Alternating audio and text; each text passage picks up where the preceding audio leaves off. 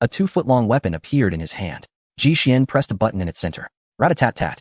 The front of the weapon's black circular outlet erupted with flames, sending sparks flying across the metallic knight's armor. No. This knight, paired with an A-47, feels too out of place in this fantastical world. Setting aside his curiosity as a being from Blue Star, Ji Xian began forging weapons. Soon, a royal-grade longsword and a royal-grade spear materialized in his hands. From now on, this shall be your weapon. Ji Xian tossed it to the heroic spirit knight. Thank you, my king. The heroic spirit knight responded, somewhat stiffly, yet Ji Xian knew it was utterly loyal. At present, it seems my limitations confine me to the creation of merely 2 or 3 knights. After another round of practice, Ji Xian gradually descended upon the treetops. As he approached the center, the radiant glow emanating from the true dragon egg suddenly intensified. The intricate Dao patterns became increasingly luminous, revealing the scriptures of the true dragon's divine arts. Could it be a result of the creation celestial domain? Ji Xian pondered thoughtfully, promptly activating the creation celestial domain. In an instant, a vast area of several hundred zhang unfolded, and indeed, upon encountering the dense rules of creation, the true dragon egg began to sway from side to side. Furthermore, the Dao patterns on its surface became ever more pronounced, as layers of old skin gradually shed away. A vibrant life force flowed continuously through the egg, hastening its incubation. Marvelous. Truly marvelous. Ji Xian rejoiced. Through this recent commotion, the true dragon egg had accelerated its hatching by over 300 years. Yet the transformations did not cease there. A plethora of Dao principles were absorbed into the egg, serving as nourishment for its forthcoming rapid incubation. This implies that within the next decade, it shall emerge. After a period of recuperation, Ji Xian, accompanied by his 2 disciples, exited the primordial heavenly mirror.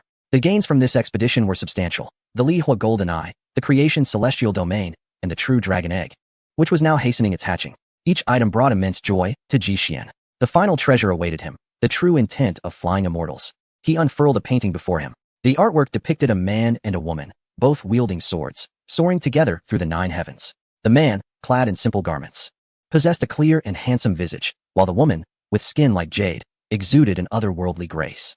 They appeared almost alive, radiating vibrant life force and profound authenticity. It was indeed a true depiction of sword intent, Ji Xian mused.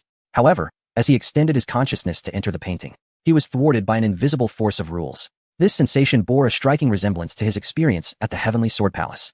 Could it be due to his cultivation level? Ji Xian recalled the ancient, grand palace he had seen after traversing the river of Sword Dao. It was imbued with unparalleled sword intent, yet there existed a force of rules that repelled him. After some contemplation, Ji Xian discerned the reason. He would need to comprehend this painting at a later time. For today, this shall suffice. You 2 little ones, come here. Ji Xian called towards another room. Coming. After a clattering of sounds, the 2 sisters rushed in. What is it, master? Accompany me for a stroll. Let us explore Tianluo City, Ji Xian replied. Once they exited the inn, Ji Xian waved his hand, and a carriage along with a fearsome beast from the cave void realm materialized before them. The commotion startled the passers-by, causing them to flee in a panic. The aura of the cave void beast was too overwhelming. Ji Xian had no choice but to conceal the beast's presence and usher the 2 onto the carriage. The sisters each grasped the side of the reins, guiding the carriage towards the city center.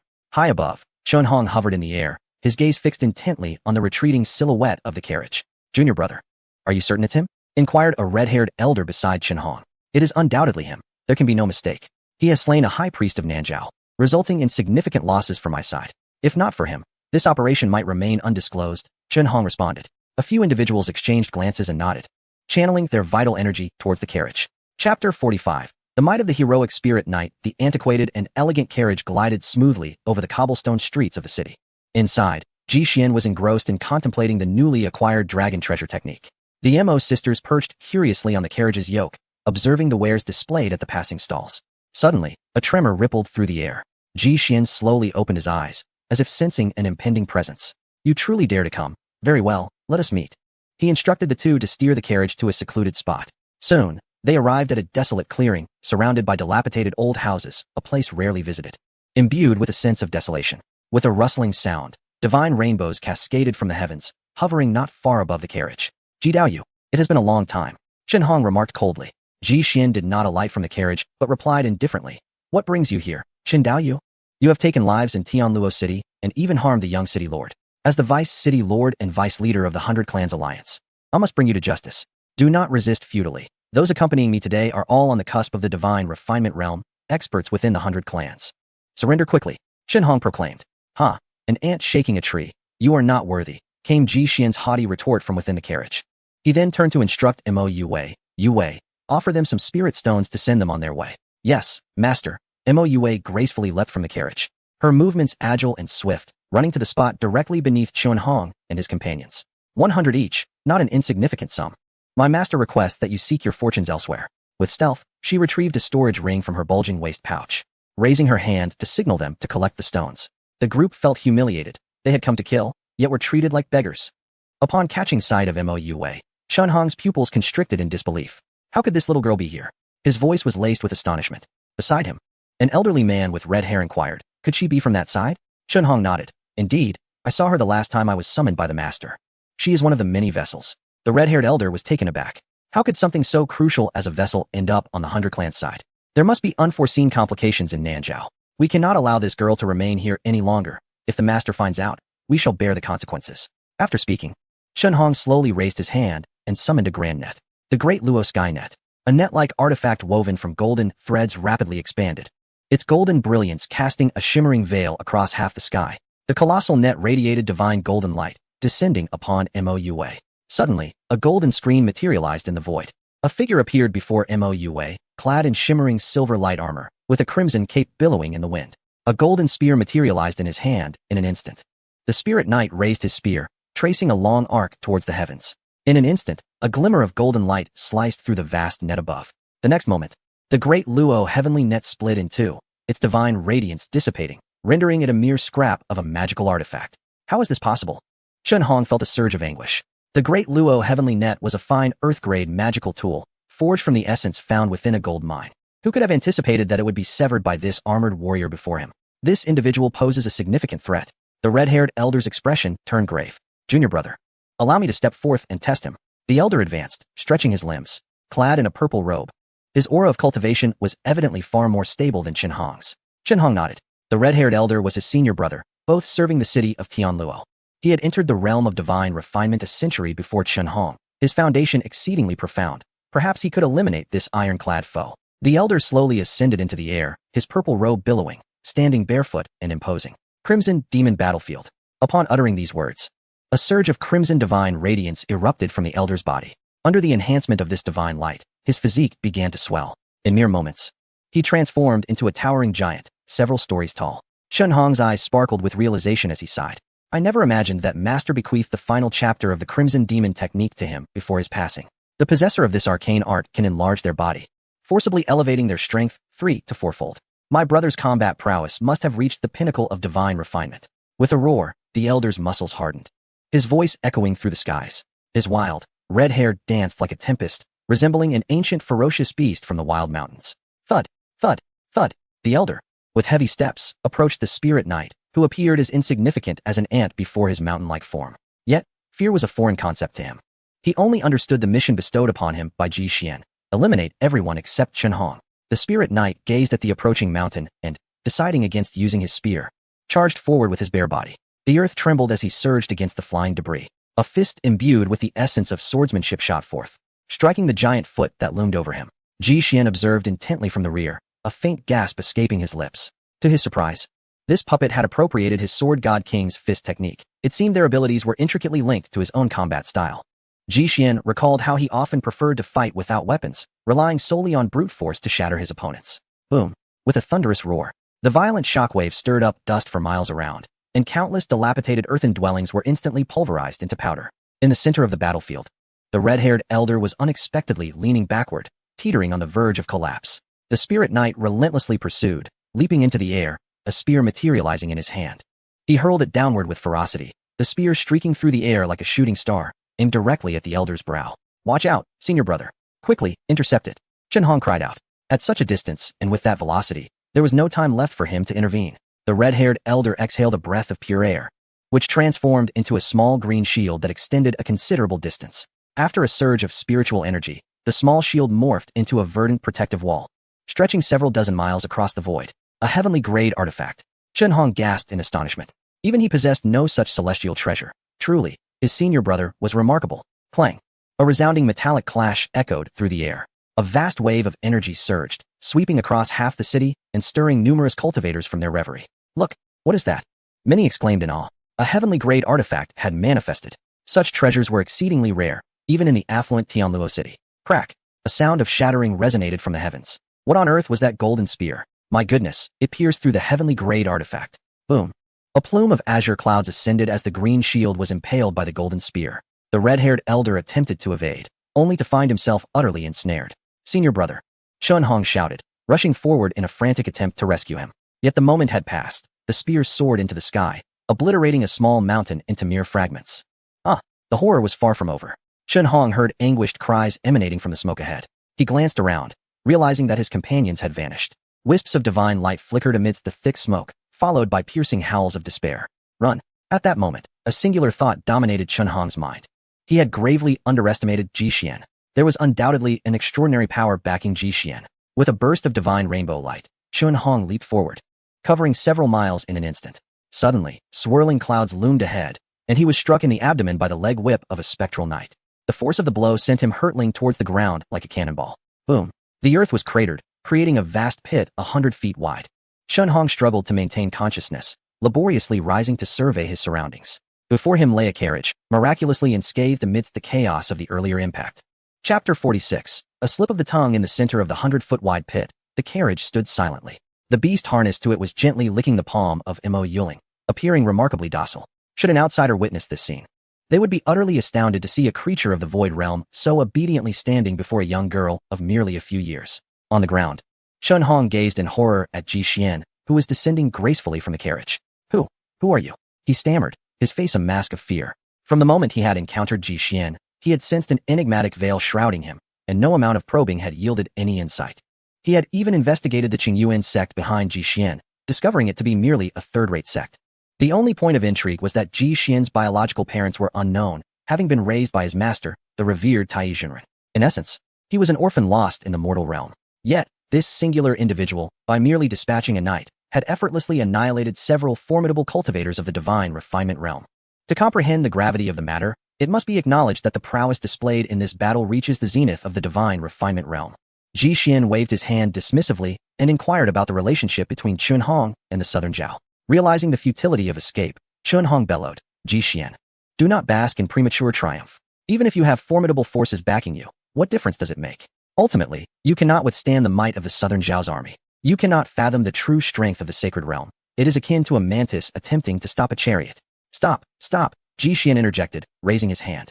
It is far more pleasant to hear the dead speak. At that moment, a spectral knight, having heard his words, swiftly approached. It raised its metallic boot and, akin to a colossal elephant, stamped down with tremendous force. Chun Hong's body crumpled under that immense weight, his countenance contorted in agony, as if he had endured the most excruciating blow imaginable. In but a fleeting moment, his form was obliterated, leaving behind only tattered remnants of clothing drifting in the wind. Ji Xian exclaimed, I did not instruct you to kill him. I had yet to extract his soul. The spectral knight paused, hastily retracted its step, knelt before Ji Xian, and meticulously gathered the remnants of Chun Hong's flesh, presenting them respectfully before him. Ji Xian chuckled awkwardly. I must admit, Ling Yun has proven to be quite commendable. Enough of this. Let us proceed to the city lord's mansion. The carriage gradually made its way toward the city lord's residence. Inside the mansion, Yu Tian, seated upon the bed, wept bitterly. Father, you must avenge me. My future is utterly in that man's hands. You must take action on my behalf. At that moment, Yu Tian was left with only half of his body. A physician had previously visited and recommended that the city lord amputate Yu Tian's remaining legs, as the sword energy within him was incessantly changing, coursing through his meridians unchecked. The blade's energy was of such a high caliber that the physician could not eradicate it. Without prompt amputation, Yu Tian would be left paralyzed. Reluctantly, the city lord complied. Looking upon his crippled son, a tempest of rage surged within him. Ji Xian, I shall ensure your demise to avenge my son. Just then, the soldier who had initially delivered the message at the banquet rushed in once more. What troubles you now? The city lord, feeling a surge of irritation, regarded him. The white-clad man who harmed the young master has barged in with his men. The soldier stammered, dread evident in his demeanor, fearing the city lord's wrath. Excellent. The city lord sprang to his feet, his fists clenched, producing a resounding crack. Summon all the divine refinement realm guests within the mansion. We shall confront the enemy. This time, I will ensure you do not return. Grasping his long sword, he strode forth with determination. Outside the city lord's mansion, Ji Xian stood atop the carriage.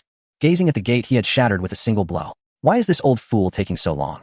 He mused, growing increasingly impatient. Meanwhile, he wondered where the other divine refinement realm guests had disappeared to, realizing only a few remained by his side. Lord Yu glared at the several early-stage refining spirit realm cultivators around him, seething with rage. Return to the city. They have all gone out with Deputy City Lord Chun. One of the guards reported. Damn it, all useless.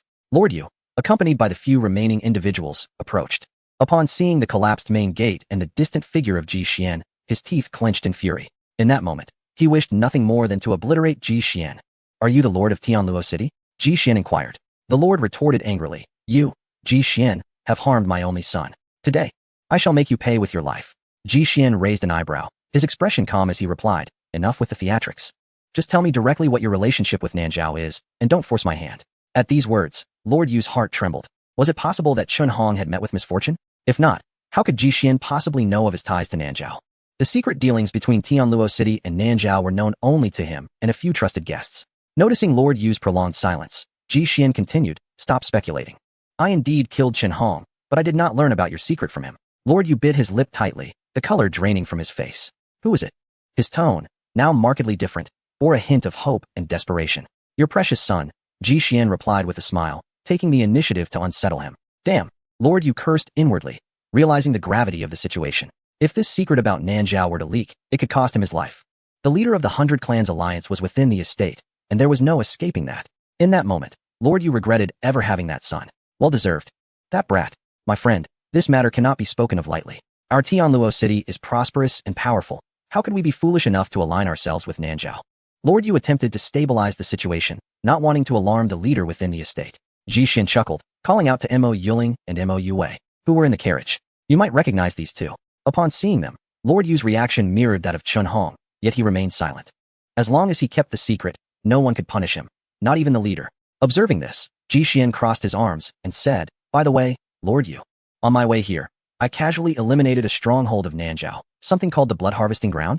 The mention of the Blood Harvesting Ground caused a flicker of doubt in Lord Yu's previously resolute gaze. A surge of intense killing intent welled up within him, which Ji Xian easily perceived.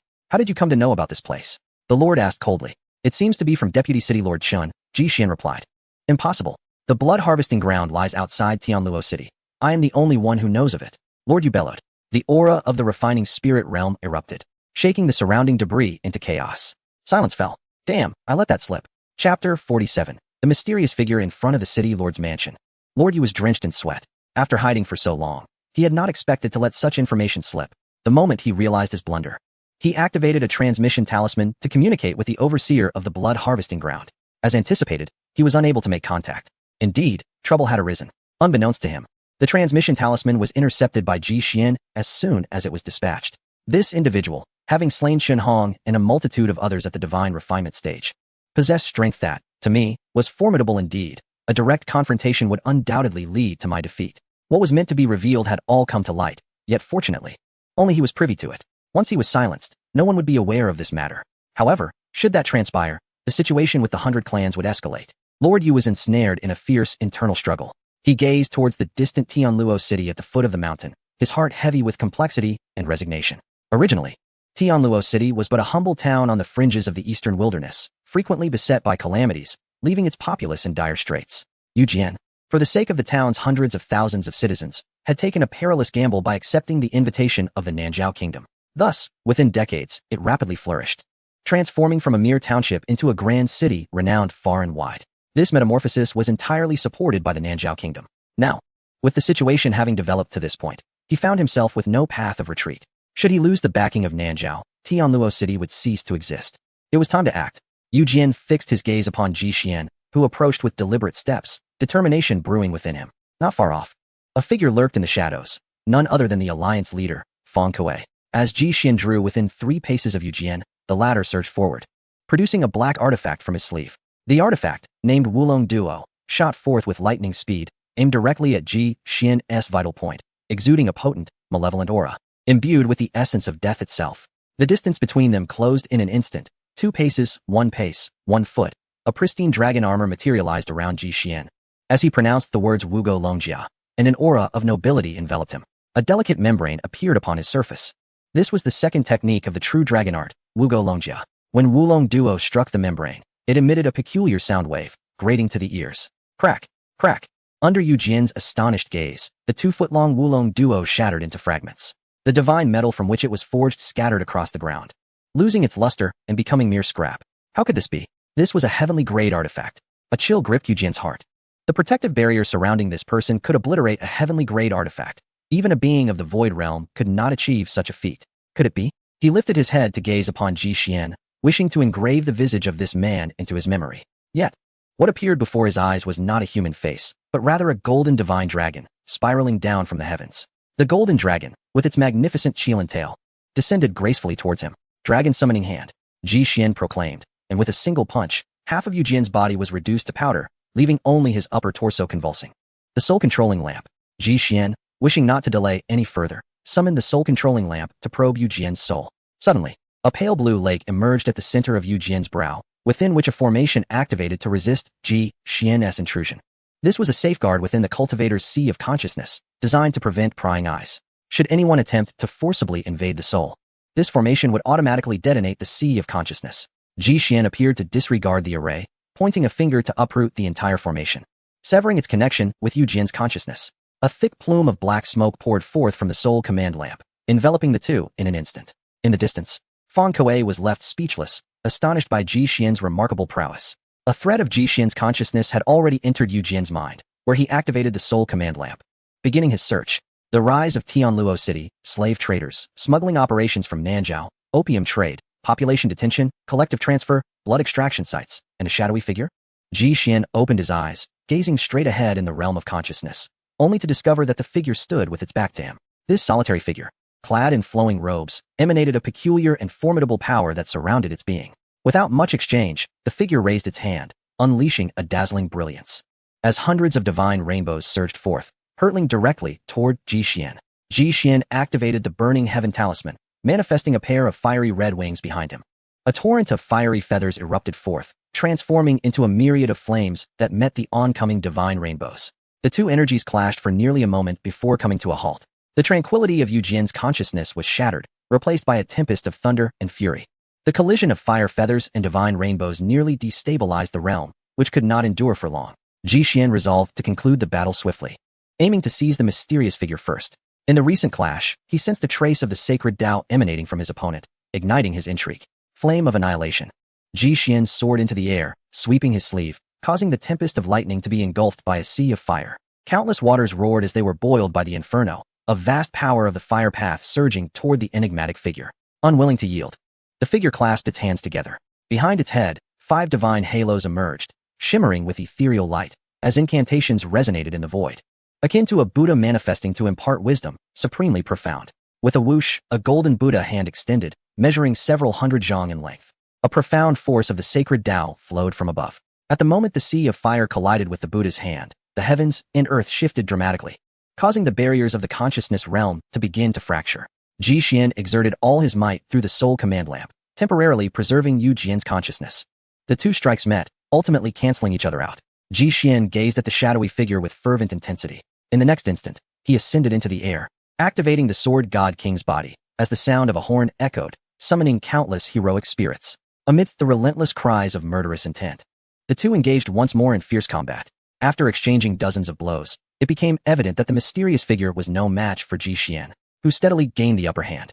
The figure's form grew increasingly dim. It turned out to be merely a remnant of a soul shadow. Ji Xian murmured. Just as the soul shadow was on the verge of vanishing, it suddenly turned, wielding a mysterious force. Yet, this power did not target Ji Xian, but aimed at the entirety of the consciousness realm. Ji Xian, of course, would not allow it to succeed. The soul command lamp erupted with dark light, unleashing countless shadowy hooks that formed a net, attempting to seal that force. Power of sacrifice. Ji Xian contained the force but distinctly felt its essence, sending a tremor through his heart. Previously, the power of sacrifice encountered was always wielded by the sacrificial party to enhance themselves, rendering them utterly uncontrollable. Yet this time, the individual before me could actively manipulate the power of sacrifice. Could it be that all sacrifices in Donghuang's Jinzhou are destined to him? Ji Xian pondered. In the next moment, his sea of consciousness began to violently collapse. Although the power of sacrifice was obstructed, the intense energy fluctuations still shattered his mindscape. Ji Xian had acquired a wealth of information and, wary of greed, chose to withdraw. Upon returning to reality, he incinerated Yu Jian's corpse with a flick of his wrist. The fact that this person could exchange blows with my divine thought is truly intriguing. Ji Xian found himself increasingly fascinated by the southern Zhaos. In the next instant, a glimmer of divine light flickered in his eyes as he fixated upon a distant stone wall. Come forth. Do not conceal yourself any longer. Chapter 48. The journey to the blood-gathering ground. Feng Kuei stood behind the stone wall, feeling as though two blazing suns pierced through the barrier to illuminate him, scorching him to the core. His internal energy began to deplete, rendering him utterly powerless. How is it that I cannot even muster a modicum of strength before this youth? Feng Kuei's heart trembled as he reluctantly stepped out. He felt unworthy of ascending to the esteemed position of the leader of the 100 Clans Alliance. The individual before him possessed an overwhelming power, far more suited to such a role. Ji Xian spoke lightly. Leader Feng, it has been a while. I trust you are well. Feng Kuei hurriedly bowed in respect. Senior, you flatter me. There is no need for such formality. As the leader of the 100 clans, a semblance of dignity is still required. Ji Xian replied with a wave and a smile. However, Feng Kuei kept his head bowed low. Ji Xian restrained his aura and assisted him to his feet. It is indeed a shame that this junior failed to pay his respects upon our first meeting and instead questioned you. Feng Kuei sighed. During their initial encounter, when Ji Xian had captured the high priest, Feng Kuei had already harbored doubts about him. In Jianzhou and the northern provinces, he was acutely aware of the few formidable beings in the spirit refinement realm, knowing precisely who they were and even the minutiae of their characteristics. At that time, it was inconceivable for anyone to probe into the hidden forces of the southern Zhao, let alone strike them down. Thus, Feng Kuei approached Ji Xian with a sense of caution. This individual must surely be of the spirit refinement realm, was his first thought. He had initially intended to seize the opportunity to send Ji Xian to the front lines, recognizing the scarcity of spirit refinement cultivators and their unparalleled combat prowess. Naturally, having Ji Xian under his command would allow for effective utilization and deployment. However, upon this meeting, Ji Xian's displayed strength far exceeded his expectations. The earlier desire to forge alliances was abruptly extinguished, leaving only profound reverence in its wake. What brings you here? Ji Xian inquired. This junior suspects that there are southern Zhao forces lurking within the border town of Tianluo, thus I came to investigate. However, after a prolonged search, I have found no results, only to discover that the true enemy lies within. Feng Kuei lamented. Ji Xian nodded in acknowledgement. Feng Kuei was not foolish. Had it not been for his subjugation of the Mo sisters, he too would have been oblivious to the movements of Chun Hong and others.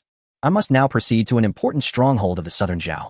I bid you farewell for the time being, Ji Xian declared as he turned to depart. Senior, wait. This junior wishes to accompany you, Feng Kuei implored. Ji Xian pondered for a moment before nodding. It would be beneficial for him to grasp certain circumstances, allowing him to worry less about the affairs of the 100 sects. With a flourish of his grand sleeves, a spiritual vessel materialized before him. Feng Kuei gazed in awe at the opulent craft, its exquisite materials, and the ethereal aura emanating from within, evoking admiration in his heart. May I inquire, esteemed elder, what is the grade of this vessel? Feng Kuei ventured to ask. It is merely a top-grade royal vessel, Ji Xian replied, stepping aboard with a graceful sweep of his sleeve. Merely, Feng Kuei thought to himself, reflecting on his own treasured 9-loop battle blade of the upper heavenly grade, which was already considered the pinnacle of treasures in the eastern wilderness. To Ji Xian, a royal vessel was simply merely that. Comparing oneself to others was indeed exasperating. After summoning Mo Yue and Mo Yuling, the group boarded the vessel together, gradually setting sail toward the horizon. Ji Xian, drawing from Yu Jian's memories, learned that the blood collection ground lay approximately 3,000 miles southwest of the main urban area of Tianluo City, still within its sphere of influence. He navigated the spiritual vessel onward while Mo Yuling and Mo Yue playfully frolicked on the deck. Sister, may I have a turn with that alchemy furnace? You've had it for quite some time, Mo Yuling pleaded. No way. This furnace was a gift from my master when we first met. You can't have it. Mo Yue vehemently shook her head, her pigtails swaying like a pair of rattles. Oh look, a plane. Where? Show me. Wah. A wailing sound emerged from behind. Oh dear. Stop crying. Sister will give it back.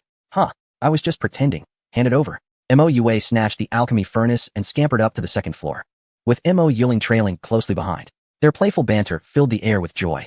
Meanwhile, Ji Xian stood at the bow, his expression grave as he gazed intently ahead. Sensing an unusual presence, the spiritual vessel continued southward, passing numerous towns. The further south they ventured, the more desolate the scenery became. The mere mention of the blood collection ground elucidated the foreboding sights that lay ahead. After traversing about 2,000 miles, twilight descended. The glow of distant lights faded behind them, leaving only a few flickers of yellow starlight. Upon entering a steep valley, the wind that greeted them turned fierce and cutting, slicing through the rocks with a resonant clang. From some of the deep caverns, the sound of a woman's weeping echoed ominously. Mo Yuling and Mo Yue huddled together, shivering at the eerie atmosphere. You two should head back to your quarters, Ji Xian instructed. Understanding that their master had matters to attend to, they obediently nodded. Beside them, Feng Kuei felt the chilling aura and involuntarily shivered. How could an adept in the realm of spirit refinement falter against such malevolent winds? Glancing at Ji Xian, who stood solitary at the bow, unwavering as he gazed into the dark abyss of the valley, Feng Kuei couldn't help but admire his composure. The sobbing grew increasingly pronounced, and as Feng Kuei looked down, he was startled to see a woman floating in midair, weeping sorrowfully. Her countenance was ashen, her features stained with fresh blood. Her garments tattered beyond recognition, glancing intermittently towards the spirit vessel. She longed to approach, yet appeared to be wary of some unseen dread. In this malevolent realm of spirits, Feng Kuei's mind was consumed by a singular thought. Shortly thereafter, the spirit vessel traversed the valley, unveiling a vista that was both expansive and desolate. Before them lay a vast pit, stretching for hundreds of miles, its depths littered with stark white bones. The ground was strewn with dismembered human flesh, while a multitude of ominous vultures congregated atop the mound of carrion, reveling in this grotesque paradise of decay. Upon closer inspection, one could even discern the wretched souls, barely clinging to life, dragging their mutilated bodies in a desperate struggle for escape. Yet, alas, their vitality ebbed, their strength failing them, as they were mercilessly torn apart once more by the intelligent vultures. A cacophony of mournful wails filled the air, piercing and heart-wrenching. The stench of decomposition crashed against Feng Kuei's aged visage like a relentless wave, jolting him back to reality, while his stomach churned violently. Even Ji Xian, who prided himself on looking down upon the mundane world, felt his heart constrict in anger at the sight before him. In this mere hollow of several hundred miles, lay the corpses of millions, rivers of blood flowing, an unimaginable horror. Above the pit loomed a towering blood tower, rising 100 feet high, filled to the brim with human blood. A multitude of channels extended from the tower, directing the sanguine liquid towards a vast blood pool, where a dense aura of malevolence permeated the air. Ji Xian sought to delve deeper into the mystery, but was abruptly confronted by an intricate array that materialized before him. He gestured with his finger, causing the formation to tremble violently. At its core, blood began to coalesce rapidly, transforming into a fearsome blood dragon. Chapter 49, The Sacred Dragon. Disturbance of the dragon egg in the center of the lake formed by the blood dragon loomed ominously over Ji Xian and Feng Kuei, its maw pulsating rhythmically, suffused with a malevolent aura. Its length exceeded 1,000 feet, coiling and twisting, its massive form barely concealed within the clouds. Senior, what is this? Feng Kuei's pupils constricted, as if he were gazing upon a terror never before witnessed in his lifetime. The oppressive presence of the dragon weighed heavily upon him, especially in a psychological sense. Its formidable aura bore down upon him like a mountain.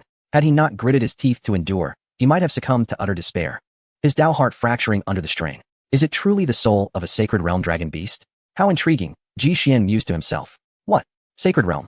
Senior, you must be jesting. Feng Kuei stammered, his tongue faltering. There can be no mistake. I have traversed the tribulation of a great python, and I am all too familiar with this aura. Come, let us investigate. Without waiting for Feng Kuei to respond, Ji Xian sliced through the outer membrane of the formation with a gesture, stepping boldly inside. Left behind, Feng Kuei stood in stunned silence. If I heard correctly, the senior just mentioned having undergone a sacred tribulation. He gasped in disbelief. Wasn't a sage a legendary being?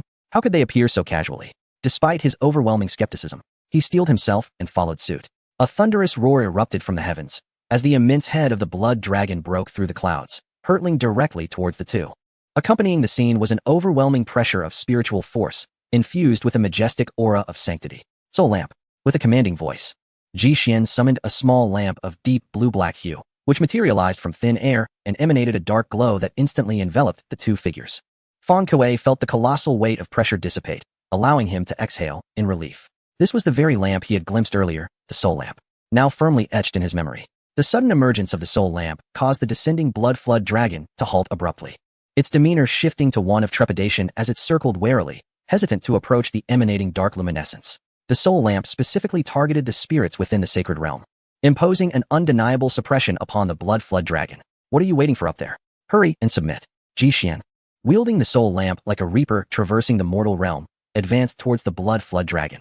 The creature, sensing its impending doom, recoiled and fled. Though it was merely a spirit without true intellect, it could instinctively perceive the weight of its origins pressing down upon it. Ji Xian was determined not to let it escape. With a flash of divine radiance, he lifted Feng Kuei into the air, swiftly pursuing the blood flood dragon. The crimson dragon moved with remarkable speed, its whiskers fluttering as it navigated through the clouds, its destination clear, the blood-red lake. Ji Xian discerned its intent. Soul capture. In an instant, a multitude of hooks and chains surged forth from the soul lamp, intertwining and forming an immense net that ensnared the plummeting blood flood dragon. Roar. The creature found itself ensnared by the iron net of the soul lamp, an overwhelming force of spiritual energy flooding into its being. The vibrant crimson glow of its exterior gradually dimmed, dissipating into a thick smoke that Ji Xian absorbed into the lamp. A sense of accomplishment swelled within him as he gazed at the soul lamp in his hand. Feng Kuei, with his heart finally unburdened, felt a wave of relief wash over him. His life had been spared. Yet, the sequence of Ji Xian subduing the blood flood dragon replayed in his mind. An awe-inspiring spectacle that left him astounded. Who could have imagined that someone from the historically impoverished eastern wilderness could cultivate to such heights? Capable of restraining a being of the sacred realm with a single act? It was simply unfathomable. Turning to Ji Xian, he trembled as he inquired, "Senior, what shall we do next?" Ji Xian gazed down at the blood-red lake and softly uttered 2 words, "Let us descend." "Is there something down there?" Feng Kuei pressed on. "The true form of that blood flood dragon," Ji Xian replied. "Was that not its true form?" Feng Kuei was taken aback. But Ji Xian offered no further explanation as the divine rainbow gently descended. "Ah, there are still mortals alive here." He observed that there were indeed humans moving near the blood lake, which filled him with astonishment. How could mortals survive in such a perilous domain, given their frail physical and spiritual capabilities? With golden light swirling in his eyes, he swiftly conjured a fiery barrier. After a thorough investigation, he finally uncovered the reason for the mortal's presence, the blood demon's charm. Months prior, when Ji Xian and his companions visited the Falling Feather sect, they had encountered this same sorcery. It was revealed that those ensnared by this curse would become mere puppets of the caster, capable even of self-detonation. Upon closer inspection, the mortals by the lake exhibited stiff movements and a dazed demeanor, resembling mere walking corpses. They seemed to engage repeatedly in some sort of dredging action, subsequently discarding a portion of solid objects. As I approached cautiously, the nature of the objects they held became discernible, the blood spirit jade. The blood spirit jade cast into the lake appeared dull and lifeless, while that which was retrieved exuded a sinister aura, imbued with the potent force of sacrifice. Ji Xian speculated that the sacrificial energy contained within the blood jade bore a significant connection to the entities at the lake's bottom. "Wait for me outside. And if trouble arises, make your escape swiftly," he advised Feng Kuei, who, aware of his own limitations, reluctantly nodded in agreement. Without further delay, a surge of sword energy sliced through the lake's surface barriers, and Ji Xian plunged into the depths. Upon entering the water, a thick wave of malevolence enveloped him immediately. The lake's waters were composed entirely of human blood, infused with the grievances of countless mortals, incessantly influencing Ji Xian's mind. The soul lantern quietly activated, dispersing all distractions. After descending several hundred fathoms, the surrounding environment began to transform. The color of the blood lightened, and the oppressive aura of death dissipated significantly. Life forms began to emerge, albeit with peculiar appearances, gradually confirming Ji Xian's suspicions. Although the actions of the soul spirits were rigid, their aura resonated with a pure sanctity. Spirits that strayed too far from their essence lacked such vigor. After another descent of several hundred fathoms, the water's hue turned transparent and ultimately crystal clear. In stark contrast to the earlier scene, the current vista resembled the interior of a true lake. A resounding, slow, and steady friction and vibration emanated from the lake's depths, reminiscent of grinding millstones and clanking chains. Breaking through layer upon layer of barriers, Ji Xian arrived at the lake's deepest point, and the sight that greeted him was astonishing. A massive flood dragon lay coiled at the lake's bottom, enveloped in a heavy aura of death, utterly still. Surrounding it were numerous enormous iron rings and chains entwined around its form. Ji Xian extended his consciousness and discovered that the creature had long ceased to live, a lifeless corpse. Yet, even in death, its scales gleamed a vibrant red, continuously releasing the essence of blood and malevolence into the water. This sanguine aura was swiftly absorbed by the surrounding blood-colored jades, which, while crystal clear and luminous, possessed an eerie chill. At that moment, Ji Xian comprehended fully. All the blood-colored jades he had encountered thus far originated from this very lake. The corpse of a sanctified flood dragon, drawing upon its residual power, nurtured these jades. The terrifying amplification of the blood jades stemmed from the potency of the sacred realm. As Ji Xian cautiously approached the corpse of the flood dragon, pondering his next move, an unusual disturbance emanated from the Hunyuan celestial mirror. Ah, could it be that dragon egg? Chapter 50, The True Dragon's Celestial Technique, Fragments of the World. Within the Hunyuan celestial mirror, the golden dragon egg radiated a brilliant light, and extraordinary patterns materialized. Sensing the aura of the sacred flood dragon's corpse, it began to tremble. Ji Xian retrieved it. The dragon egg, as large as a millstone, shimmered with a radiant golden hue, standing in stark contrast to the surrounding sanguine environment. A tender voice echoed in Ji Xian's ears, urging, "Hurry, let me consume it." Ji Xian stared at the dragon egg in bewilderment. Astonished, he thought. It possesses intelligence and can speak even before hatching. Truly a creature of the ancient races. He gently cradled the dragon egg, channeling his mystical energy to alleviate the oppressive water pressure surrounding them. Upon contact with the sacred corpse, the true dragon egg triggered a violent reaction. A rich aura of sanctity surged forth from the fissures in the blood serpent's body, automatically being absorbed into the dragon egg. Gradually, the crystalline scales and firm flesh of the holy corpse began to dull, ultimately withering away at an alarming rate. Moments later, the massive body had been reduced to a layer of decaying serpent skin. As Ji Xian gazed at the true dragon egg, its surface glowed even more intensely, illuminating the dark depths of the water with pure golden light. The once thick shell had already shed, leaving only a thin membrane, glimmering with gold, that maintained its oval shape. Through this translucent membrane, Ji Xian beheld the slumbering young dragon within. After absorbing a significant amount of sacred power, it was no longer as lively as it had been at first, but lay quietly in a state of tranquility. Its surface lacked scales, resembling merely a corporeal form of flesh. No dragon horns had emerged from its head, and its hair was exceedingly sparse. Compared to a true dragon, it was more aptly described as a chi. An ancient saying goes, the offspring of a dragon is a chi, with no horns on its head and no scales on its body. Ding, true dragon hatching detected. Initial treasure technique automatically upgraded to celestial technique. Celestial technique. Ji Xian was taken aback. Is this the extent of my journey? I have yet to attain sainthood, and I already possess celestial techniques? Curiosity swelled within him as he contemplated the little chi dragon in the egg. After a moment of gentle examination, he decided to retract it. Now that it had hatched, it remained in slumber. He estimated it would awaken in due time. As he surveyed his surroundings, he began to search for other useful clues. Eventually, he discovered a triangular teleportation array directly beneath the sacred corpse. This teleportation array exuded a lingering power of sacrifice. Recalling the scene of the young chi dragon absorbing the flesh of the sacred corpse, Ji Xian noticed no trace of sacrificial energy flowing through. Thus, he concluded that this small teleportation array was intended for the transmission of sacrificial power. It seemed to permit only the entry of the primordial spirit. After a brief investigation, Ji Xian reached this conclusion. Without hesitation, his primordial spirit entered the space belonging to the teleportation array. Upon entering, he found himself engulfed in chaos. System, where is this? Replying to the host, this is the interior of a world fragment. World fragment? World fragments are shards of the fundamental rules of a world. Collecting all fragments grants control over a heavenly path. Current fragment, Eastern Wilderness of Tianxian Continent. Holder, Eastern Wilderness Liangshi. Liangshi? Ji Xian recalled the words of Chun Hong during his final moments, mentioning Master Liang. Suddenly, a disturbance echoed from the depths of the void. Golden light erupted from Ji Xian's eyes, dispelling the chaotic mist, allowing him to discern the source of the sound. Before him stood a stone statue of a monk, emanating a faint golden glow. At that moment, the statue began to speak softly. I have encountered a fellow Taoist. Ji Xian was somewhat taken aback and inquired, who are you? The stone statue replied, we have met before, within that sea of consciousness. Ji Xian suddenly understood. You are that mysterious figure? The statue trembled slightly, as if acknowledging this fact. It then continued to communicate telepathically. I must thank you, my friend, for your intervention. I harbored no ill intentions. My spirit was merely dormant, allowing other entities to seize control of my consciousness. Your strike has awakened fragments of my past life. Had it not been for that, I might still be in slumber. Ji Xian, bewildered, asked, who are you, and why do you lie in silence here?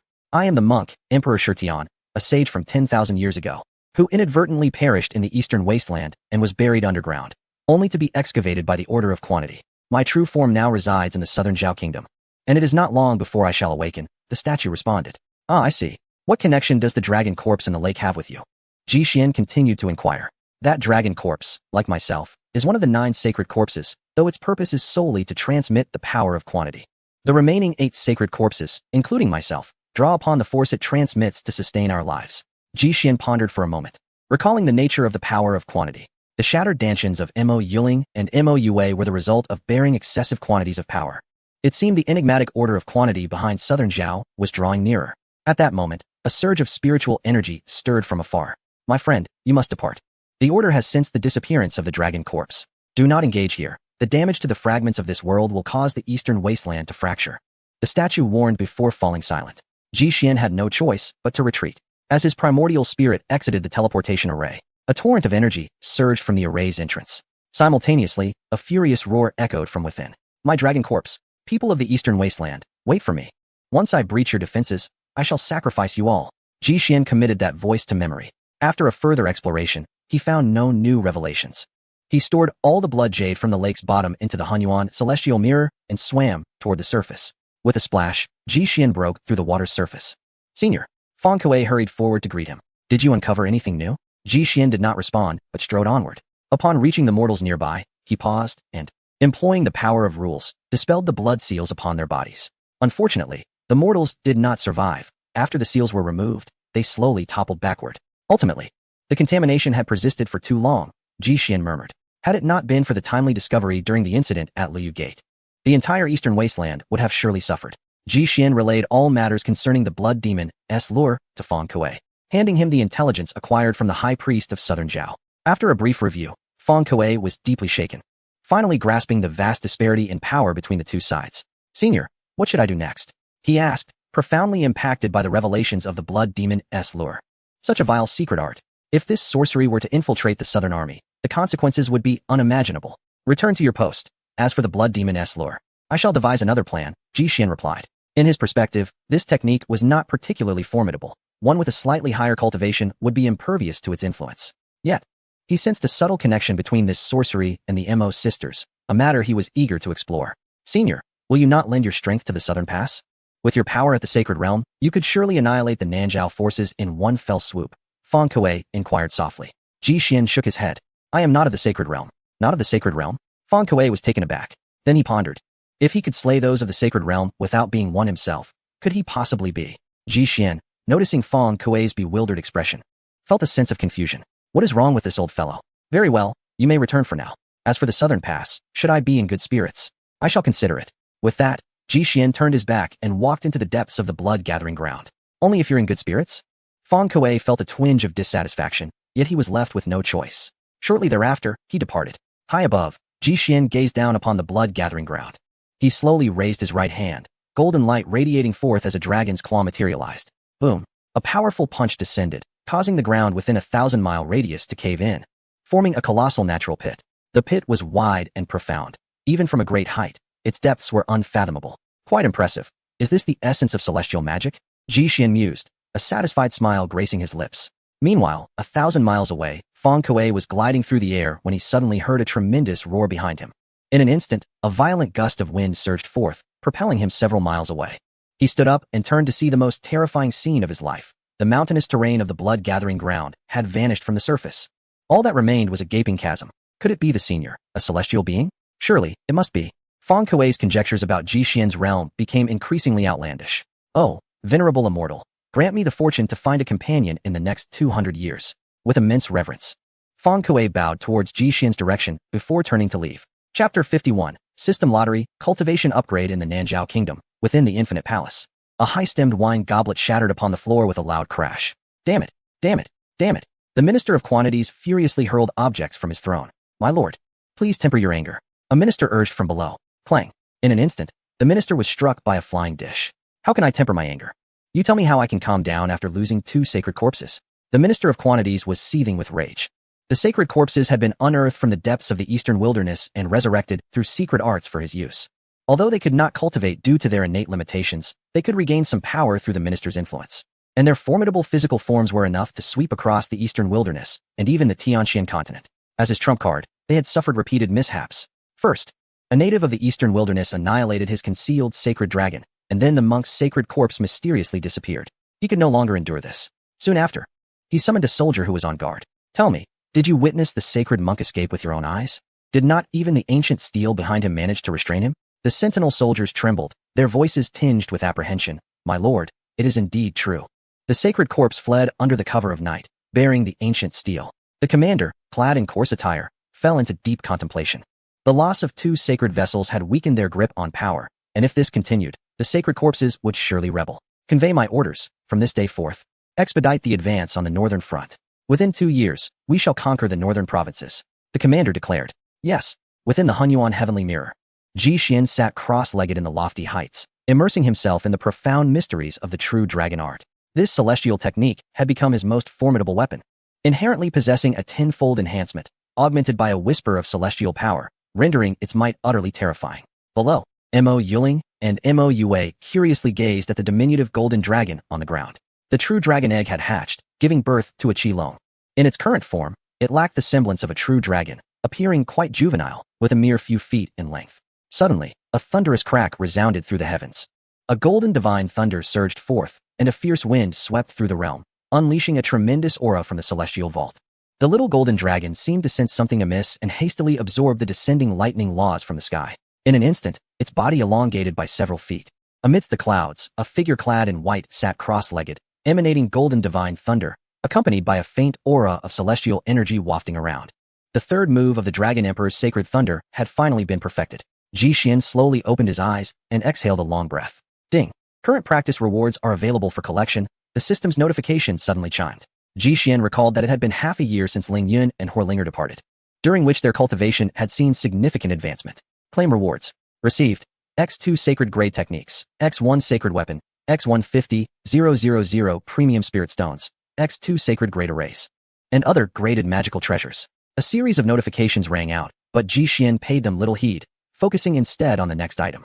Horlinger has broken through to the great completion of the Divine Infant stage. Ling Yun has reached the mid-stage of the Divine Infant. Triggered a 21,000 times return, allowing cultivation to revert to the 5th level of the Harmonization realm. Extract cultivation. A warm current materialized within his dantian, elevating Ji Xian's cultivation aura layer by layer. 9th level of the Breaking Delusion realm. Great perfection of the Breaking Delusion realm. 1st level of the Harmonization realm. 2nd level. 3rd level. 4th level. 5th level. The ascent halted, and Ji Xian stretched his body, feeling an overwhelming sense of ease. The next step was to undergo tribulation and attain sainthood. At this pace, achieving imperial status within a century posed no challenge. By the way, system, what about that lottery for breaking through the Divine Infant? You have a remarkable memory. Ji Xian pondered. It seems reluctant to grant me that? No more delays. Let us proceed with the draw. You currently have 2 lottery opportunities. Would you like to use them? Wait, can I see the prize pool? A grand screen materialized before Ji Xian, displaying an array of splendid rewards. The prizes range from 1 to 5 stars, each possessing extraordinary quality. The higher the star rating, the lower the probability of winning. Let us draw. Drawing. Congratulations, host. You have received a 1-star reward, an opportunity to upgrade any magical treasure. Ji Xian? How underwhelming. Let us draw again. Congratulations, host. On receiving a 1-star reward, Imperial Sword of Celestial Slaughter X1. What is this wretched probability? Not even a 2-star reward. Host, do not be upset. Once the disciples break through to the sacred realm, the system will certainly grant you a significant boon. Ji Xian found himself at a loss for words. The Goose Factory truly deserves disdain. To compare me to the Goose Factory is a grave insult to my system's stature. Enough of this nonsense. Besides the rewards, the cultivation methods have yet to be upgraded. Ji Xian retorted with irritation. Your memory is indeed remarkable. Saint Grade Technique Heavenly Flame Talisman is currently upgrading. Extreme Path Sacred Technique Death and Life Divine Sword is currently upgrading. Heavenly Flame Talisman has been upgraded to the Standard Emperor's Law. Death and Life Divine Sword has been upgraded to the Emperor's Law. Ji Xian felt the primal forces of fire and sword within him strengthen considerably. The flames of the undying heavenly fire began to subtly shift towards a blue hue, while the essence of the Death and Life sword transformed into 2 flowing yin and yang fish, eternally circulating. Next came the distribution of the rewards from the lottery. After careful contemplation, Ji Xian decided to allocate the upgrade opportunity to the Primordial Celestial Mirror. The Primordial Celestial Mirror was a reward obtained during the transmission of the Ling Yun teachings. The system had previously mentioned that the Primordial Celestial Mirror could be upgraded, possessing a special bond with the Primordial Purple Gold Gourd and the Primordial Divine Intent Sword. This suggested a high potential for the mirror. Moreover, this artifact had provided Ji Xian with numerous conveniences, making its upgrade a reasonable choice. Upgrade opportunity granted to the Primordial Celestial Mirror. Upgrading in progress. The Primordial Celestial Mirror was a fully realized sacred weapon. After upgrading, it should become an Extreme Path sacred weapon. Merely a step away from becoming an Imperial weapon, Ji Xian mused. Upgrade successful. The Primordial Celestial Mirror has transformed into an Imperial weapon. Ji Xian. Wasn't it supposed to become an Extreme Path sacred weapon? Do not question, just acknowledge the system's prowess. Ji Xian felt a flush of embarrassment. He truly could not discern whether this system's self-awareness was a blessing or a curse. Nonetheless, this was for the best, as it spared him another upgrade opportunity. Thunderous rumblings erupted within the Primordial Celestial Mirror, with a series of resounding booms emanating from the depths of its world. Ji Xian looked down and observed that the internal landscape was undergoing transformation. Beyond the initial hills and plains, numerous mountains, forests, lakes, and oceans began to rise from the ground. The territory had expanded by more than 1,000,000 miles. It was likely now as expansive as the eastern wilderness. Ji Xian gazed at the distant mountains and rivers, moved by the sight. The Celestial Slaughter Sword. It summoned forth the Imperial Sword. A sharp, long sword materialized in Ji Xian's hand. True to its name, it was imbued with the power of annihilation. Merely holding it caused his right arm to tingle painfully, as if it might snap. Even the space within the Primordial Celestial Mirror began to rumble, as if this sword posed a threat to it. It would be wise to refrain from using this item before attaining sainthood. It was somewhat daunting. He hastily sheathed the sword. The Primordial Celestial Mirror, as a functional Imperial weapon, possessed an internal space vastly more stable than that of the Tianxian continent. Even so, the Celestial Slaughter Sword was still capable of exerting influence upon it. Just as he was deep in thought, a small golden dragon soared into the sky, heading straight for him. Daddy, I'm hungry. Chapter 52. The name of the little golden dragon high above in the vast sky. Ji Xian and the little golden dragon exchanged glances, their eyes wide with curiosity. Who is your father? Ji Xian asked, his expression revealing his displeasure. Then what should I call you, mother? The little golden dragon inquired, its delicate pink claws thoughtfully stroking its chin in confusion. Never mind that. Children speak without restraint. From now on, refer to me as master, Ji Xian instructed. Yes, master, the little golden dragon chirped. Master, I am hungry, it exclaimed, pointing at its throat with a tiny finger. What happened to the corpse of that sacred serpent? Have you finished it? Just a sacred realm serpent. Its flesh and blood were hardly enough to satisfy me. The little golden dragon replied with pride. Just a sacred realm? Do you think you're invincible? Ji Xian began to retort. But then he inadvertently sensed the aura emanating from the little golden dragon, which was also at the harmonious realm. His lips twitched. How could this little creature be born at the harmonious realm? The little golden dragon seemed to perceive Ji Xian's confusion. Master, our true dragon clan is inherently powerful. If not for the incomplete laws of this world, I might have been born as a sacred beast. Ji Xian nodded. Indeed, the 500,000-fold return rate is remarkable. Besides the flesh and blood of demon beasts, do you consume anything else? Ji Xian recalled that within his soul lamp, there appeared to be a large mudfish. Anything that possesses sacred power, whether it be a spiritual item or a living being, the little golden dragon responded. Ji Xian waved his hand, and dark green smoke instantly enveloped the area. As the smoke dissipated, the soul of a crimson serpent emerged. The little golden dragon seemed to have discovered the most delectable feast, indulging itself heartily. After a while, it let out a satisfied burp. Ji Xian looked at the little golden dragon, now round as a ball, with a hint of disdain. By the way, master, you haven't given me a name yet. The little golden dragon rolled closer, its Qilin tail swaying eagerly, its eyes filled with anticipation. Ji Xian faltered. He himself was terrible at naming things. How about little golden, golden egg, or perhaps odd golden? Odd golden sounds good. Ji Xian snapped his fingers, seemingly satisfied with the name. Master. Our dragon clan's ancestral surname is Ao, the little golden dragon whispered cautiously. Then let's go with Ao Jinjin. No. The little golden dragon buried its head into its rear in outright rejection of the name. Ao Jinbo. No. This is troublesome. Ji Xian scratched his chin, gazing at the azure sky within the primordial mirror, where it intertwined with clouds, cascading down like a waterfall from the heavens. Ao Bichuan. How about just calling me Ao Tian? The little golden dragon suggested. Such a wonderful name. Who would have thought that you would possess such eloquence in less than half a year since your birth? Ji Xian applauded in admiration. Ao Tian. Moments later, the duo soared down on the winds. Mo Yue and Mo Yuling were chasing a colorful butterfly. You two little ones, come over here. Ji Xian beckoned from a short distance away. The rustling of grass grew closer. What is it, master? Is there something you need me to do? Mo Yuling burst forth from the underbrush, eager to inquire. Give me a drop of blood. At these words, Mo Yuling shivered slightly, instinctively stepping back.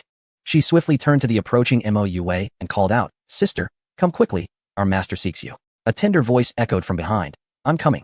Ji Xian held aloft a drop of vividly colored blood, scrutinizing it intently. In a corner, Mo Yue comforted her softly sobbing sister, Mo Yuling, saying, Do not cry, sister. Next time, I will strive to be ahead. This indeed was the true blood of the witch clan. The droplet in Ji Xian's hand radiated a dazzling spectrum of colors. Hovering gracefully, the blood was infused with a profound essence of creation, and as the spiritual energy from the primordial heaven mirror approached, it began to undergo a metamorphosis. Such remarkable cultivation potential, yet all they do is play. Ji Xian sighed, reminiscing about the sisters' past antics. Perhaps it's best not to dwell on it. It was time to unravel the relationship between the Yixia and the Blood Jade. A realm of chaotic hues unfolded, revealing both the Yixia and the Blood Jade. With a flicker of thought, Ji Xian summoned the rules of creation, initiating an analysis of the two entities. After disassembling hundreds of thousands of Blood Jades, a tremendous surge of sacrificial power erupted forth. However, the moment the Yixia appeared, this sacrificial force floated serenely in the air like a docile kitten. Through repeated experiments, Ji Xian discerned that Yixia could momentarily adapt to the power of quantity. This was also the reason why the sisters could serve as vessels. The blood before him might indeed hold the key to unlocking the entirety of the sacrificial power. Ji Xian's mind began to conjecture the likely reactions of the quantity wielder when he extinguished the dragon's corpse, severing the life supply of the remaining 8 holy corpses. The quantity wielder would undoubtedly accelerate the war or employ every means to retrieve the sisters in order to provide energy for the holy corpses. However, it seemed more probable that the former scenario would unfold. The fragments of the world had already caught his attention. The quantity wielder must have sensed changes within the eastern wilderness and could not afford to delay any longer. With this thought, Ji Xian felt a sense of calm wash over him. It appeared that he need not take any further action. He simply had to wait. He would strike down as many as dared to come. During this period, he would focus solely on his cultivation and receive the rewards for his disciples' training. Thus, Ji Xian remained within the primordial heaven mirror, day after day passing by. Another 6 months elapsed. During this time, the southern Zhaos intensified their offensive against the northern states, which, overwhelmed, sought assistance from the forces of the central domain. After half a year, Ji Xian slowly opened his eyes, and beside him, Mo Yuling and Mo Yue hastily set aside their puppet toys and picked up their books.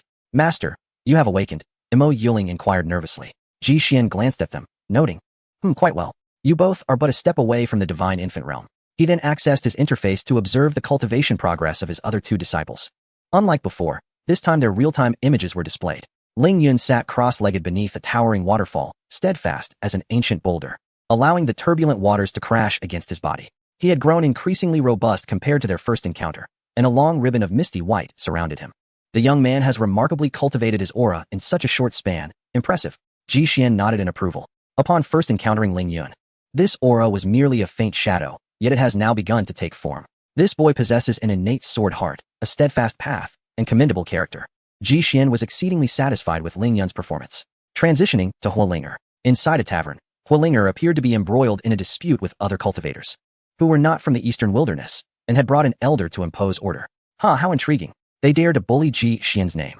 Ji Xian had already conjured 1,000 ways for that group to meet their demise. With this thought, he swiftly exited the Hunyuan heavenly mirror and hurried towards Huoling. Chapter 53, Slaying the Cultivators of the Central Domain within a tavern in Nongguan City. Eastern Wilderness girl, you deserve to die? How dare you sever my arm? A young man in azure attire knelt, clutching his bloodied right shoulder. Behind him, a group of cultivators stared in horror, their expressions filled with trepidation as they regarded the red-clad woman across from them. Huolinger, adorned in a fiery lotus dress and wielding a cerulean divine ruler, gazed coldly at the assembly before her, her eyes brimming with disdain and murderous intent. Behind her stood a woman clad in a black robe, her demeanor vigilant, yet somewhat anxious. Zhao Hong, you have brought this upon yourself. I warned you to keep your distance from Miss Ng. Huolinger admonished sternly. Linger, perhaps you should flee quickly. Zhao Hong has sent someone to summon his master, who is said to be a formidable presence in the late stage of the Dongxu realm. Urged the woman in black. Huolinger turned to comfort her. Do not fear, Sister Xianer. With me here, no one can harm you. The black-robed woman was Ying Xian, a native of the Qin Kingdom in the Central Domain, who had formed a close bond with Huolinger during her training in the Eastern Wilderness. Suddenly, a rush of wind echoed through the air as an elder descended from the heavens. He hurriedly approached to assess Zhao Heng's injuries, and upon grasping the situation, his face contorted with fury. Young friend, your actions are excessive. The elder directed his gaze at Huolinger, his fists clenched tightly.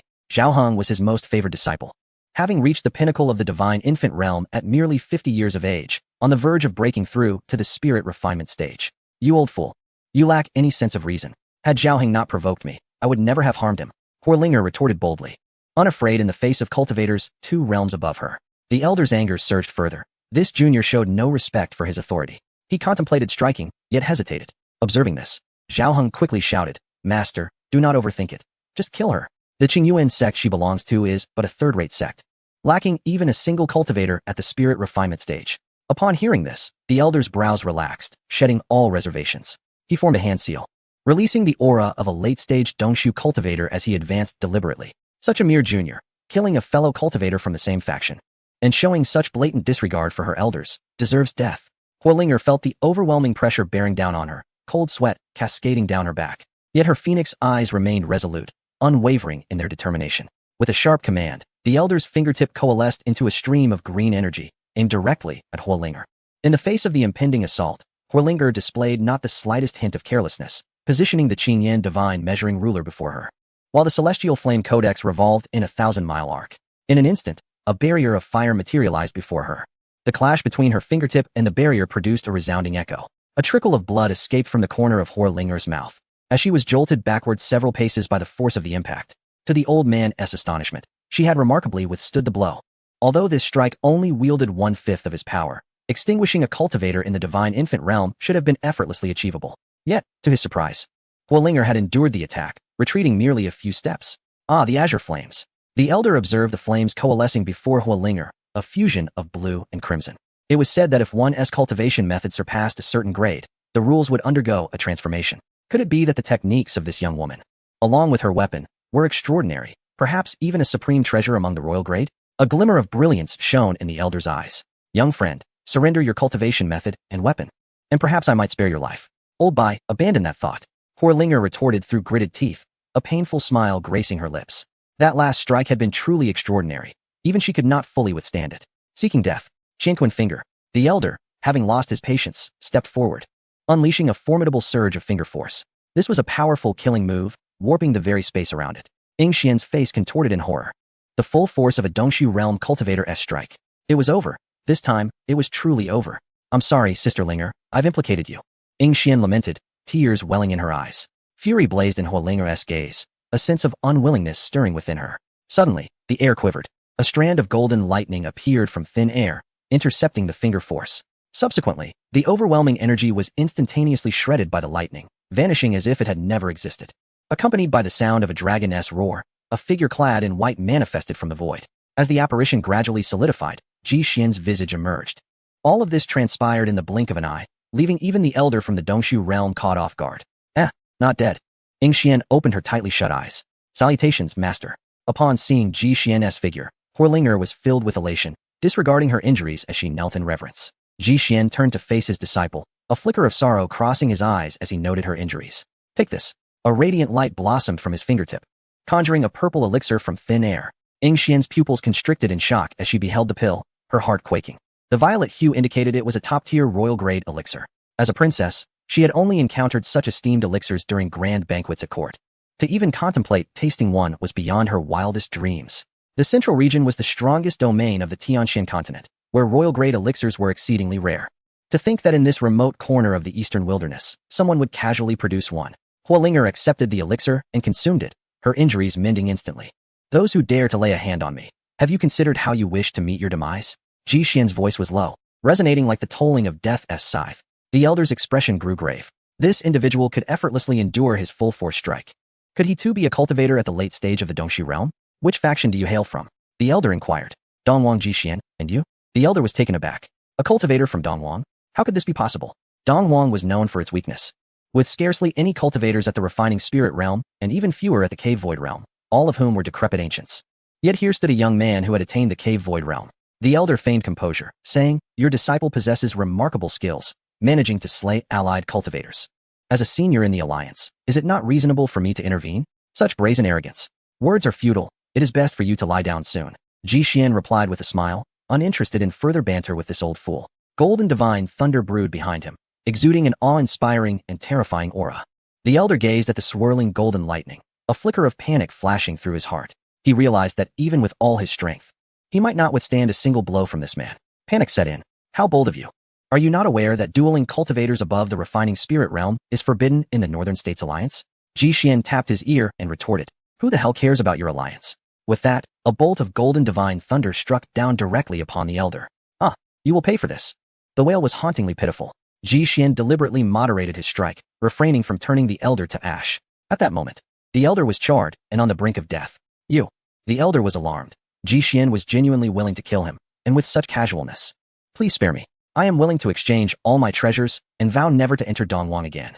I beg you. Ji Xian remained unmoved. His expression cold as he regarded the elder as if he were merely a corpse. Despair washed over the elder. He understood that escape was no longer an option. His tone shifted as he bellowed. You will meet a terrible end. My Zhao Kingdom's King Yongkong is also here, a cultivator of the breaking delusion realm. You and everyone behind you shall die. Ji Xian's expression remained indifferent as he pointed a finger. A fierce sword chi surged into the elder's body, relentlessly shredding his internal organs. The elder's cries echoed throughout the tavern, a brutal and ghastly demise. The scene was horrifically tragic, too gruesome to behold. Guests fled in terror, and the injured Zhao Heng also escaped amidst the chaos. Moments later, the elder succumbed to his fate. At this juncture, Ji Xian's gaze fell upon a table in the corner. There sat a monk, clad in simple garments, carrying an ancient stone tablet. While others hurriedly fled, he remained composed, leisurely sipping his drink. Ji Xian sensed a familiar aura emanating from him and approached that direction. Chapter 54. Emperor Sakya in the corner of the tavern hall. Ji Xian sat across from the monk. The monk's features were strikingly handsome, his skin radiant as white jade, with 2 lines of crimson eyeshadow enhancing his exotic appearance. Compared to Ji Xian, he bore a more feminine allure. He was none other than the mysterious figure who had battled Ji Xian within his sea of consciousness. Before him, Ji Xian always felt an uncanny sense of familiarity. Upon careful reflection, however, I found my mind to be a blank slate regarding this individual. The monk spoke first, introducing himself as I am the monk Empyrean. It is a pleasure to meet you, fellow cultivator. Ji Xian responded, I am Ji Xian of the Eastern Wilderness. What brings you here? With hands pressed together, Empyrean's expression turned solemn. The southern Zhao intends to launch a final offensive against the northern provinces, aiming to sacrifice all of eastern wilderness. Jixin nodded, his thoughts aligning with his suspicions. He then inquired, surely, your visit is not solely to deliver this news? Indeed. I hope that you will assist me in slaying the one who leads this assault and help me reclaim a treasured artifact. Upon hearing this, Jixin chuckled. We are strangers, and once were adversaries. What gives you such confidence that I would aid you? Furthermore, you have entered the southern pass as a southern Zhao individual. Should I expose your identity, what would you do? Empyrean fell silent for an extended moment before retrieving a golden Bodhi seed from his robe. Although no larger than a fingernail, it radiated an inexhaustible vitality. Jixin, upon sensing the essence of this treasure, was taken aback. This Bodhi seed contained a trace of imperial might? Such treasures were exceedingly rare, even among the sages. Clearly, this monk was not an ordinary figure. In exchange for this, I implore you to assist me. Regarding your earlier question, I believe you would not act in that manner. You possess no stake in this conflict. The outcome is but a fleeting matter to you, inconsequential. Thus, you would not act against me, Empyrean stated. Jixin's interest in Empyrean piqued. This monk had a keen insight into others. Indeed, he wandered the vast expanse of eastern wilderness with a mindset of exploration. Should anyone inquire about his views on the war, he would remain indifferent. Everything was merely a means to strengthen himself and take on disciples. With a smile, he countered. What leads you to that conclusion? Empyrean simply pointed to his own heart. Very well, I shall acquiesce to your request, Jixin replied. This monk intrigued him immensely, as he sensed that he was not an ordinary reincarnate, but possessed a significant background. Thank you, fellow cultivator. I bid you farewell, Empyrean said, lifting the ancient steel and departing. How fascinating, Jixin mused, watching the monk's retreating figure, a smile playing at the corners of his mouth. After Empyrean's departure, Huolinger and Yingxian approached to pay their respects. How is your injury? Jixin inquired. Huolinger nodded, hesitantly uttering a soft yes. Meanwhile, Yingxian's beautiful eyes sparkled with a mixture of apprehension, hope, and a hint of shyness as she bowed. Greetings, esteemed Ji. I am Yingxian from the Qin Kingdom in the Central Domain. Jixin acknowledged her with a nod, offering little more than courtesy. To him, whether they hailed from Eastern Wilderness or the Central Domain, they were all the same, lacking novelty. Feeling the chill of Jixin's indifference, Yingxian grew somewhat embarrassed. Huolinger quickly stepped in to ease the tension. Master, you are unaware that thanks to Sister Ying's care over the past year, I have thrived in my cultivation. Upon hearing this, Jixin revealed a faint smile, expressing his gratitude to Miss Ying for her care of this unruly disciple. With that, he extended a hand, and a radiant glow erupted as a long sword and a martial technique materialized out of thin air. This royal-grade weapon and technique are a token of appreciation for your attentiveness towards Ling Er. Yingxian was momentarily taken aback. To offer such a precious item merely as a gesture of thanks? This master was indeed extravagantly generous, even as one of the 7 kingdoms of the Central Domain.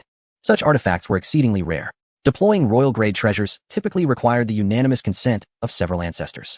His nonchalant demeanor suggested that such treasures were of little consequence to him. Seeing Yingxian at a loss for words, Huolinger stepped in to accept the gift and tucked it into her arms. Thank you, senior. Yingxian quickly bowed in gratitude. Jixin waved his hand dismissively. Master, the army of Nanzhao has already encamped on the plains 5,000 miles from the southern gate. A great battle is likely to ensue in a matter of days. However, junior brother Ling Yun has yet to return, and I have been unable to contact him. Huolinger remarked. Jixin opened the communication panel and clicked on Ling Yun's avatar. A live feed of Ling Yun's current situation appeared on the screen, marked with a live label in the upper corner. Jixin chuckled. It seems we have a live broadcast. Amidst the majestic mountains, Ling Yun was engaged in a relentless struggle with several monstrous beasts at the refining spirit stage. Each stroke of his sword revealed a faint aura of power. The resilient shells of the refining spirit beasts could not withstand the might of his blade, shattering under its force in an instant. Ling Yun was drenched in sweat, his gray robe stained with blood, though it appeared to be that of the slain beasts rather than his own. Suddenly, a ferocious roar echoed from a nearby mountain. It was a beast of the breaking void realm, mercilessly pursuing him after he had stolen its secret herb. Damn it, this creature is still after me. It's just a 5,000-year-old 7-star grass. Ling Yun cursed as he fled. A beam of laser energy shot towards him, and though he raised his sword to defend, he was struck down from midair due to his insufficient strength. As the breaking void beast charged towards him, ready to deliver a crushing blow, Jixin softly commanded, "Bring him back." An option suddenly appeared on the system panel. Forcefully end disciple Ling Yun's trial? Yes. With a whoosh, a spatial screen opened, and Ling Yun tumbled out, landing on the ground. He stared at his blood-soaked clothes and the unfamiliar surroundings, utterly bewildered. What just happened? I was just in the myriad beasts mountain of the Central Domain. How did I suddenly? His gaze wandered and locked onto Jixin and the others, and he quickly grasped the situation. Greetings, master. Ling Yun respectfully bowed, his heart racing with astonishment. His master had indeed displayed remarkable skill. teleporting him from tens of thousands of miles away. Ying Xian was equally dumbfounded. She had never heard of a method that could teleport someone without the aid of a formation, let alone across such a vast distance. Ji Xian's presence became increasingly extraordinary in her mind, and her curiosity about his true power deepened. Rise, both of you have performed admirably, Ji Xian remarked, appearing quite satisfied with their trials. This marked the first occasion for the two to hear Ji Xian's commendation. At that moment, a jade talisman streaked across the sky. A message from Feng Kuei. Senior, a meeting is convened at the Grand Hall of Nanguan City, where someone from the Central Domain specifically requests your presence. Ji Xian understood the reason for the summons and exhibited no sign of trepidation as he beckoned his disciples to proceed towards the city gates. Upon exiting the tavern, Ji Xian and his companions meandered along the bustling main street of Nanguan City, leisurely making their way to the council hall. He thought that by arriving a bit later, the individuals from the Central Domain might have a few more moments to live, which was indeed a consideration for their sake. This was Ji Xian's second visit to Nanguan City. The thoroughfare was lined with vendors, their boisterous calls filling the air. However, unlike his previous visit, there were now several cultivators clad in unusual attire. Ji Xian inquired of his companion, Huolinger, from whence do these cultivators hail? Huolinger replied, Master. How long has it been since you last ventured out? These are cultivators from the Central Domain. The strength of Nanguan is insufficient to withstand the onslaught of the Southern Zhao army, suffering severe casualties after the recent skirmishes. Thus, Alliance leader Fong sought external assistance to bolster our ranks. Ji Xian recalled the elder from the Central Domain he had just vanquished, then considered Feng Kuei's modest cultivation level. He continued, do they genuinely possess such goodwill to aid us? Surely, they must have stipulated certain conditions. Huolinger nodded in affirmation. Indeed, the Eastern Wasteland expended tremendous resources, depleting their reserves to enlist their aid. However, the demeanor of certain cultivators from the Central Domain, as you have witnessed, Master, leaves much to be desired. Ji Xian acknowledged her observation. At that moment, a voice of pleading emerged from a nearby stall. Sir, this magical artifact cannot be sold for a mere 1,000 low-grade spirit stones. I would incur a great loss. The group turned to see a dispute unfolding between a vendor and a cultivator from the Central Domain. You scoundrel! How dare you demand 5,000 for this damaged artifact? I've changed my mind. I shall offer you 500. The demeanor of the Central Domain cultivator was haughty and laced with mockery. The vendor attempted to argue, but to his dismay, the cultivator struck him directly. Among the onlookers were numerous cultivators from the Eastern Wasteland, yet they merely observed. A few indignant souls contemplated intervening, but were restrained by their companions. Let us depart. The cultivators from the Central Domain have their protectors. We cannot provoke them. Besides, look at that one's cultivation level. How can we hope to confront him? Thus, the aggrieved individual had no choice but to retreat in anger. Nearby, Ling Yun unsheathed a quasi-holy weapon, prepared to retaliate, but was intercepted by Ji Xian. Master, what is your intent? Ling Yun questioned, bewilderment evident in his eyes. Ji Xian replied with a smile. If we slay the small fry, the larger ones will simply come to retaliate. To effect real change, we must decisively confront the most formidable among them. Ling Yun nodded in understanding, gaining further respect for Ji Xian. This was the true demeanor of a strong individual. The Central Domain cultivator had witnessed Ling Yun's action, but upon seeing Ji Xian's restraint, he assumed that the Eastern Wasteland individuals had backed down. He taunted, mark my words. Do not provoke your superior in the future. And to those cowardly souls, refrain from harboring ambitions beyond your capabilities. Ling Yun's lips twitched. Master has been publicly humiliated. Suddenly, a cry of anguish erupted. What is this? How excruciating. My source of true energy. A piercing scream suddenly echoed through the crowd. Ling Yun turned to see the Central Domain cultivator spontaneously combusting, enveloped in eerie blue flames. His expression was one of excruciating agony, as if he were enduring the most harrowing torment imaginable. Occasionally, he disintegrated into a cloud of ash. Ling Yun whoosh. A divine rainbow flickered in the sky, and a figure descended from above, none other than the leader, Feng Kuei. He bowed deeply, trembling as he spoke. I pay my respects to Senior Ji. Ji Xian glanced at him and replied, Indeed, your cultivation has reached perfection. Feng Kuei smiled modestly, acknowledging the praise. He then shifted the conversation. Senior, regarding the matter that the elder from the Central Domain sought you for, could I implore you to refrain from further bloodshed? I fear Ji Xian understood his implication. After the battle, shall I slay him? Do you have any objections? Feng Kuei immediately responded, None, absolutely none. I wouldn't dare. The group followed Feng Kuei towards the city gate tower. Upon ascending the tower, Ji Xian observed that 5,000 miles away, the Southern Zhao had already established their camp, poised to launch a full-scale assault at any moment. Once inside the familiar Grand Hall, Ji Xian noted that both sides were filled with people. At the elevated seat sat a middle-aged man clad in resplendent attire, looking down upon the newcomers. Notably, upon seeing Ji Xian, a flicker of disdain crossed his gaze, mingled with a trace of chilling malice.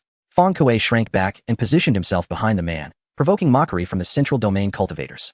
The Eastern Wilderness representatives wore grim expressions, seething with indignation, yet their frustrations were futile. They resented Feng Kuei, feeling outmatched, a consequence of inviting disaster into their midst. "State your name," boomed the middle-aged man, his breath heavy and his countenance regal, embodying the authority of his station. Ji Xian remained silent, his gaze tranquil as still water. Observing him quietly, after a prolonged pause, he finally spoke. "You may go first. I do not slay nameless individuals." The man in luxurious garments laughed heartily. "What audacity! Then allow me to clarify your fate. I am Zhao He, the king of Yongkang from the Zhao Kingdom of the Central Domain." He abruptly rose, striding forward with an imposing presence. "Eastern Wilderness cultivators, are you aware of your crimes?" A slight smile curved Ji Xian's lips. "I am Ji Xian from the Eastern Wilderness. I know not what crime you speak of." "Ah, Ji Xian, do you not realize that the person you killed was a grand tutor of my Zhao Kingdom?" The Central Domain and the Eastern Wilderness had signed an agreement, forbidding and condemning duels among cultivators above the divine realm. "Did you truly remain unaware?" Ji Xian chuckled coldly, sweeping his hand to summon the Hunyuan mirror. He projected the scenes displayed by the system onto the mirror's surface. The images of the elder from the Central Domain assaulting Huoling, and others played out in the air. The Eastern Wilderness cultivators watched in righteous fury. How shameless! A Dongshu realm cultivator slaughtering those of the Shun, Ing realm. The Central Domain's strength was formidable, yet their actions were disgraceful. The Eastern Wilderness cultivators erupted in curses. In that moment, they seemed to forget that a formidable expert from the Central Domain sat above them. Zhao He's expression soured upon hearing their words. A sudden pressure emanating from the realm of shattered illusions instantly enveloped the assembly of Eastern Wilderness cultivators, as if an immense mountain bore down upon them, rendering them breathless. With a mere wave of his hand, Ji Xian dissipated that oppressive force into thin air. Zhao He's countenance darkened, his eloquence faltered, and his arguments seemed unfounded. After a moment of contemplation, arrogance returned to his features. "Our arrival from the Central Domain is to assist you at the southern pass of the Eastern Wilderness. Consider it a blessing for you. The decree against personal duels among cultivators of the divine refinement realm and above is an ironclad rule. Do you comprehend the essence of rules? As for us harming the younger generation, it is merely a consequence of their own missteps. Even if I were to inflict injury, what of it? Do you believe a mere divine infant cultivator could contend with a formidable void realm expert? What qualifications does a divine infant female cultivator from the Eastern Wilderness possess to compare with a void realm cultivator from the Central Domain?" Oh, this detestable sense of superiority. The Eastern Wilderness cultivators turned ashen at his words, a fire of indignation simmering within them. The Central Domain cultivators reveled in their discomfort, delighting in their plight. Zhao He, observing their reactions, chuckled and remarked, "If you are dissatisfied, we shall take our leave. You can confront the Southern Zhao army on your own. After all, it is not we who will suffer the fate of a besieged city." Laughter erupted from the Central Domain cultivators. Indeed, these Eastern Wilderness folk dare to be angry? What right have they? They are naught but a pack of fools. Yet Ji Xian remained as calm as still water, betraying no trace of emotional upheaval. After a prolonged silence, he stepped forward. "You are Zhao He, correct? Listen well, I require no lengthy debate. Regarding the rules you mentioned." At this moment, Ji Xian slowly raised his right hand, channeling his inner power, making a gesture as if to lift something upwards. In an instant, the entire city wall began to tremble. Then, an astonishing spectacle unfolded. The grand hall, filled with thousands of eminent cultivators, began to rise from the ground, slowly ascending. A collective shock rippled through the assembly as they sensed the anomaly. They attempted to channel their vital energy to investigate, only to discover an intangible force suppressing them, rendering all efforts to escape futile. Above, Zhao He, too, realized the implications as he beheld the aura surrounding Ji Xian. The terrified citizens within the city gazed skyward, exclaiming in horror, "Heavens! What do we see? The entire southern pass city wall is rising. What force could possibly uproot this immense structure? A calamity from the heavens. This could only be divine wrath." In the fearful gazes of the populace, the once mighty city wall, stretching for thousands of miles like a colossal dragon along the southern Zhao border, was now grasped as if a mere mudfish in the palm of a hand. As stones plummeted and sandstorms surged, the wall ascended into the sky. Unease and dread enveloped the hearts of all within the city. From a distance, the southern pass city, nay, the entire northern states, had lost the protection of this colossal dragon. A calamity had descended, and the populace was engulfed in trepidation. Within the grand hall, Ji Xian stood tall, his right hand slightly raised, exuding an aura of majesty. At this moment, he radiated brilliance, divine light surrounding him, akin to a celestial being descended from the heavens. He surveyed the assembly. "Rules? Allow me to elucidate what rules truly are." A pair of azure eyes suddenly ignited with countless flames, soaring through the air like a mythical phoenix taking flight. The overwhelming presence enveloped everyone present, rendering them incapable of even the slightest rebellion. Ji Xian's gaze turned frigid as he sternly declared, "My rules are absolute." Thunder rumbled from the heavens, reverberating across the sky. Simultaneously, The sound of drums echoed from 5,000 miles away as a dark wave of troops surged forth. The southern Zhao had mobilized. Chapter 56. The outbreak of war. Dressed in resplendent white, Ji Xian departed gracefully, accompanied by a disciple. Within the grand hall, every seat was occupied. Yet an eerie silence prevailed, so palpable that one could hear a pin drop. Moments later, the sound of a cultivator gasping for breath broke the stillness. Zhao He, seated at the forefront, collapsed to the ground, his face ashen, heart racing as if he had narrowly escaped the gates of death. Warm streams flowed from his lower body, leaving a trail of stains on the steps. Cultivators from the Central Domain and East Wilderness exchanged astonished glances.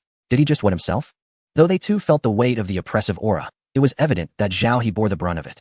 Gripping a nearby copper pillar, he slowly rose, his legs trembling uncontrollably.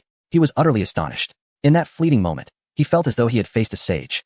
He understood that should he entertain the slightest rebellious thought, Ji Xian would annihilate him in an instant.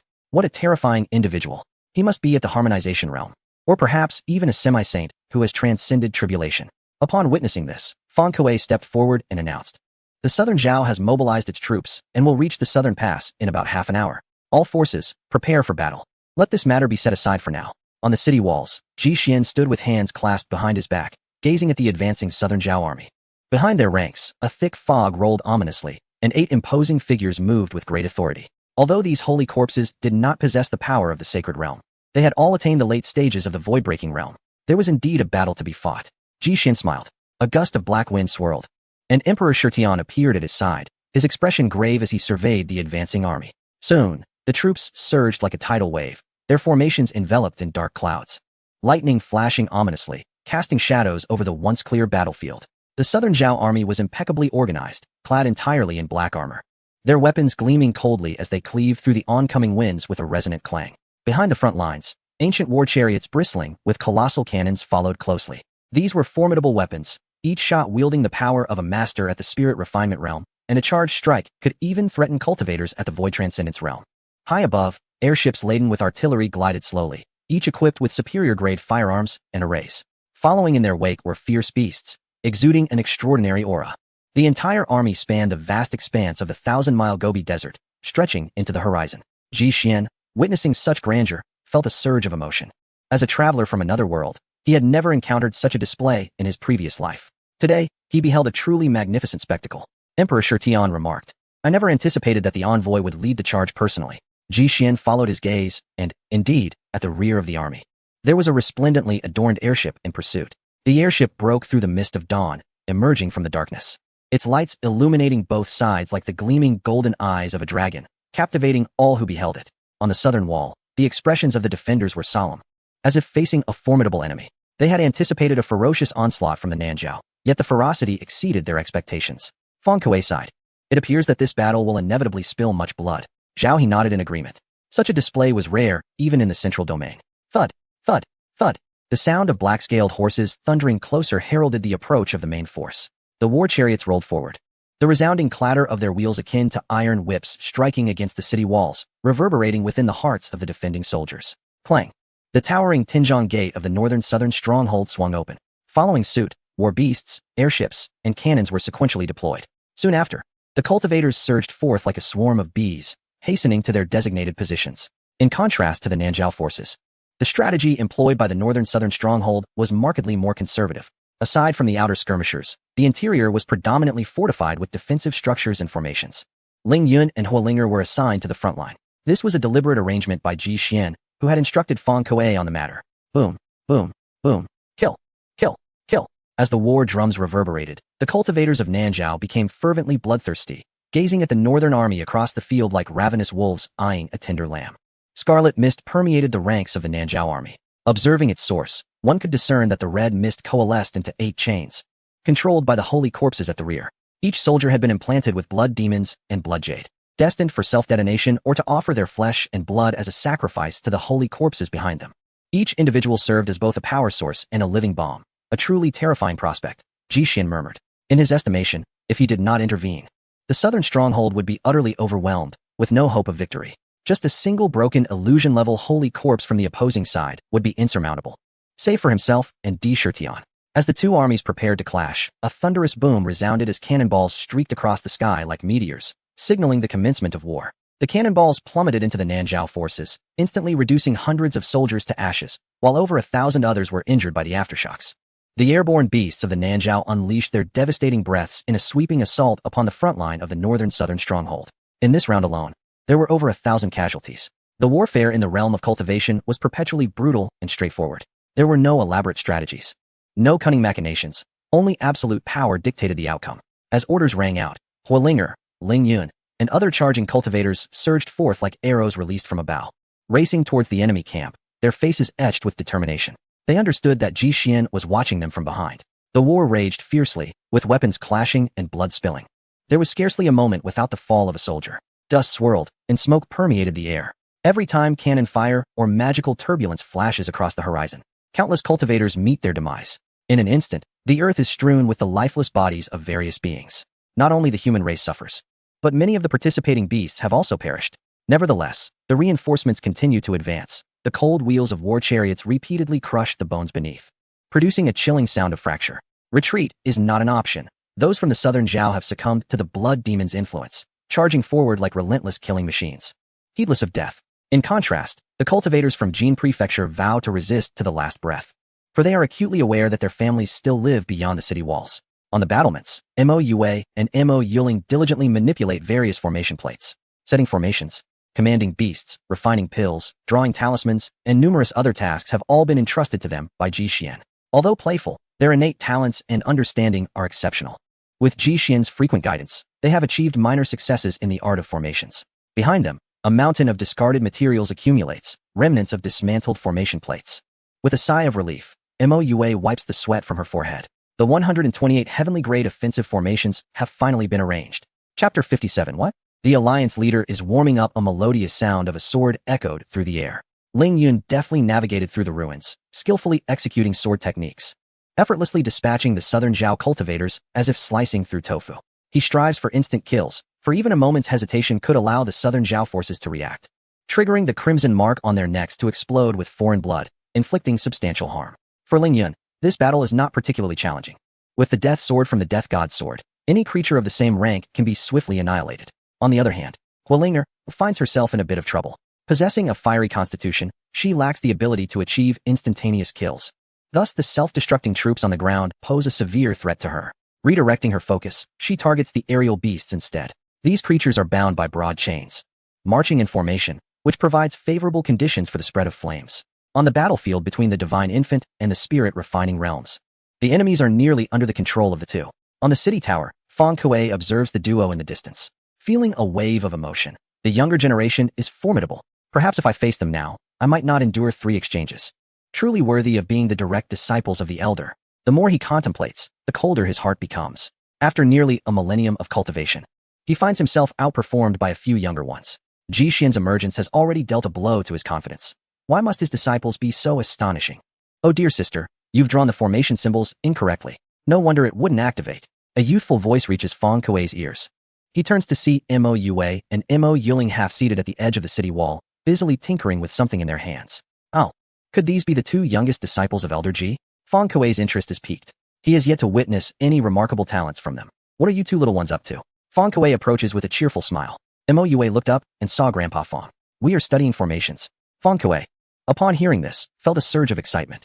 500 to 600 years ago, he had devoted decades alongside his master to the study of formations and had achieved a modest level of success in the art. Observing the clumsy mannerisms of the 2 young girls, he surmised they were mere novices. Is there anything you do not understand? Let Grandpa Fang show you. Fang Kuei leaned down to examine the array plate in their hands. Look here. Mo Yue waved her little hand and handed over the array plate. As soon as Fang Kuei took hold of it, a wave of discomfort coursed through his body. The back injury, which had been healed for over a century, seemed to be flaring up once more. How could this be? Fang Kuei pondered in alarm. He had not sought a wife in over 100 years. No, could it be this array plate? It dawned on him as he focused on the intricate patterns upon it. Buzz. The moment he beheld the array's inscriptions, his mind erupted in a cacophony, leaving him momentarily blank. What a profound array plate. Fang Kuei felt dizzy, as if the very essence within his consciousness was evaporating. What grade of formation is this? He asked in a daze. Mo Yue smiled innocently. It's nothing too complicated. Merely the operation of 128 heavenly grade formations stacked together. 128? Heavenly grade. Fang Kuei had ceased all attempts at resistance, wishing only to lie back and direct the unfolding events. Qian, Kuan, and Can, you have written the character for Can incorrectly. You've inscribed Master S surname, G. Moua exclaimed. Mo Yiling quickly snatched the array plate to correct the mistake. In an instant, the grand heavenly formation activated, draining the spiritual energy from the battlefield. What on earth is happening? Why has my treasured sword become so dull? It was clearly bright and firm just a moment ago. A cultivator from the 100 Clans shouted. Don't mention it.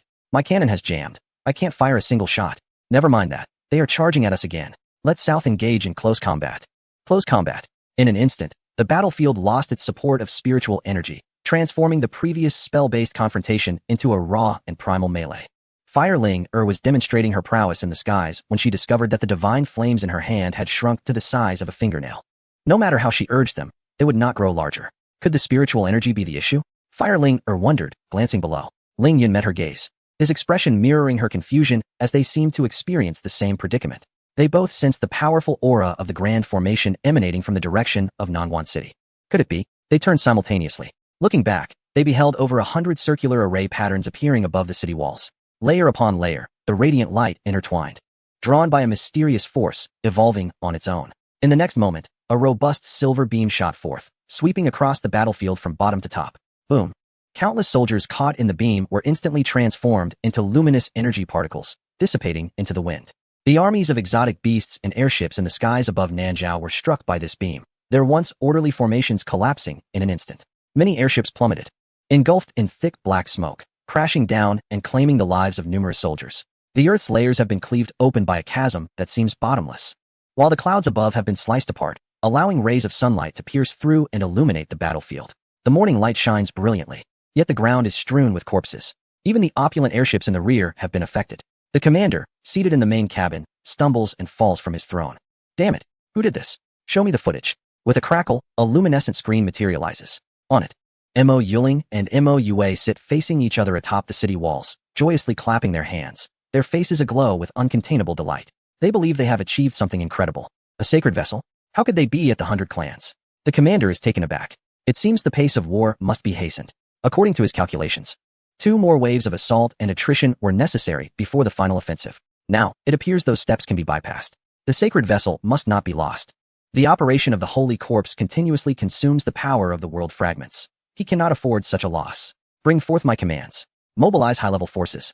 Activate the Holy Corpse, and strive with all our might to reclaim the sacred vessel. Yes. Meanwhile, Fang Kuei witnesses the might of the formation, utterly astonished. One cannon? Just one cannon? It obliterated the enemy's charge in a single shot. Fang Kuei shivers. The stark contrast between the adorable appearance of the 2 children and their actual power is overwhelming. No, he cannot afford to be outdone by 2 mere children. Fang Kuei must take to the battlefield. Ah, look at the leader, what is he about to do?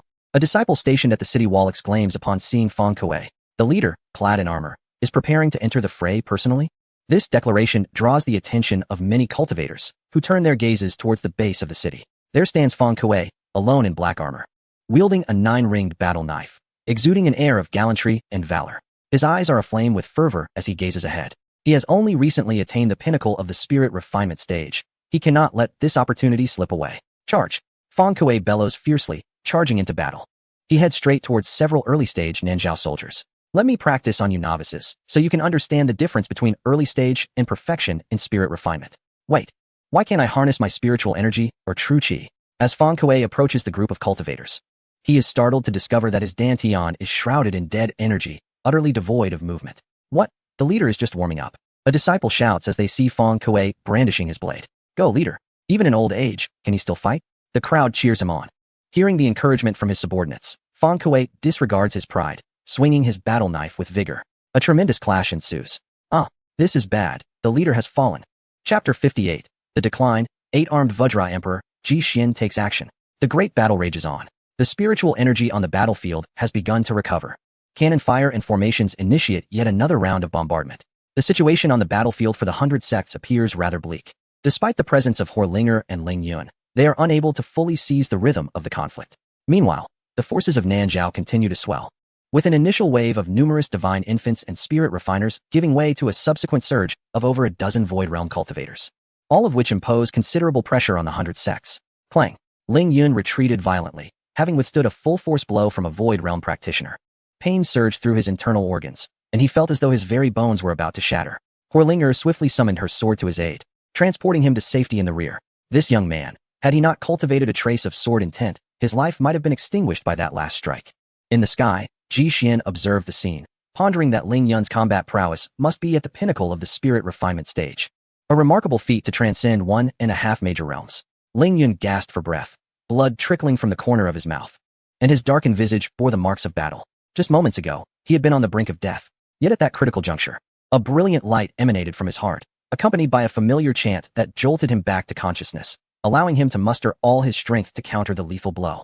He increasingly sensed that his heart was extraordinary. Beside him, Huolinger wore a worried expression, and she too withdrew momentarily. Suddenly, a serpent with 4 wings emerged in the sky, winding through the air like a vast river, exuding an overwhelming aura. Just a glance at the massive serpent filled Huolinger with a sense of tearing dread. The serpent was ensnared by numerous blood-red chains, tethered to the beastly forces ahead, advancing menacingly towards the 100 sects. As the scene shifted, the 100 sects began to dispatch several Void Realm experts in succession.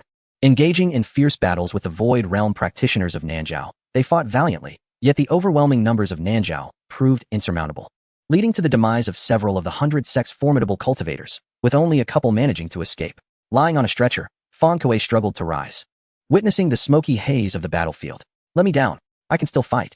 A nearby soldier hurriedly restrained Fan Kuei, warning him that further movement might jeopardize his chances of ever finding a wife. Alas, why is the disparity in strength so vast? Does the 100 sects truly lack the power to retaliate? Fan Kuei lamented, despair weighing heavily upon him as the leader of the 100 sects. It seems this war was destined for defeat from the start. The sudden rise of Nanzhao has drastically disrupted the balance of power in the eastern wilderness, even hinting at an expansionist ambition towards the south. He cast his gaze towards Mo Yuling and Mo Yue at the edge of the city wall. At that moment, they were exerting their utmost to maintain the defensive array. After enduring numerous assaults, the delicate hues of their faces were tinged with crimson. Ji Xian appeared behind them, quietly observing the two. Indeed, the chaotic colors of the creation domain unfurled in an instant, invisibly saturating the array of the 2 young girls with energy, allowing them a moment of relief. "Brother Ji, I shall take my leave now. Nanzhao has already dispatched the holy corpse." The voice of the deity reverberated from the side. Ji Xian nodded slightly, shifting his gaze to the battlefield. In the distance, through layers of thick fog, 8 colossal figures began to move slowly. With each step they took, the earth trembled beneath them. The soldiers of the 100 clans looked towards the 8 sacred corpses, an overwhelming fear enveloping their hearts, causing their fighting spirit to dissipate in an instant. The situation on the battlefield grew increasingly dire as the Southern Gate's forces began to retreat in disarray. Suddenly, 2 figures soared over the city walls. It was the deity and Zhao He. Zhao He cast a surprised glance at the deity. This monk's cultivation was unexpectedly on par with his own. When had such a figure appeared in the Southern Gate? The deity strode through the blood-soaked earth, his expression remaining serene, as he continuously murmured Amitabha. A sudden beastly roar erupted, sending all soldiers within dozens of miles flying. Both the 100 clans and the Southern Zhao soldiers perished under this single blow. It was a barbaric bear, its size comparable to several small mountains stacked together. And as it walked, the ground shook with a thunderous sound. The walls of the 100 clans barely reached its knees. A frenzied aura ravaged the battlefield, accompanied by the ominous rumble of thunder. The deity sensed the presence of the barbaric bear and walked directly towards it. The sacred corpse of the bear also locked onto him, letting out a deafening roar as it charged. The forces of the void-breaking realm clashed violently, sending shockwaves through the battlefield, affecting everyone present. Fan Kuei felt the impact on the protective array's spiritual energy fluctuations, his face pale with fear. Had it not been for the defensive formation erected by the 2 young girls, the walls of the 100 clans would have likely been reduced to ashes by now. What realm of power is this? The void-breaking realm had completely surpassed his comprehension. In his gaze, Ji Xian's ethereal figure remained composed, standing there with unshakable calmness. "Senior, is even this caliber of battle unworthy of your attention?" The scene shifted. Black and gold lights intertwined, creating a tempest that obscured the sun. The barbaric bear donned armor of divine iron, its sacred power radiating fiercely. Though incomplete, it was still quite formidable. Meanwhile, the deity was enveloped in golden light, delivering rapid punches, each strike aimed at the weak points of the bear's armor. The barbaric bear staggered back. A buzzing sound emerged from the rear of Southern Zhao. The deity looked up, sensing the presence of other resurrected sacred corpses. Their aura was no less potent than that of the bear, particularly the one leading them. Clad in black armor and mounted on a fierce beast, it commanded 14 large flags that danced wildly in the wind. "This cannot be delayed any further. Their numbers will work against us." The deity chanted a series of ancient verses, his body suddenly expanding. 1 zhang, 10 zhang, 100 zhang, 1,000 zhang. A golden giant abruptly materialized at the center of the battlefield, its muscles taut and its surface glowing with golden light. Behind it were 8 arms, each wielding a weapon. It stood as tall as the barbaric bear. Eight-armed Vajra. The deity bellowed. Equal in stature, the deity unleashed a mighty Vajra punch.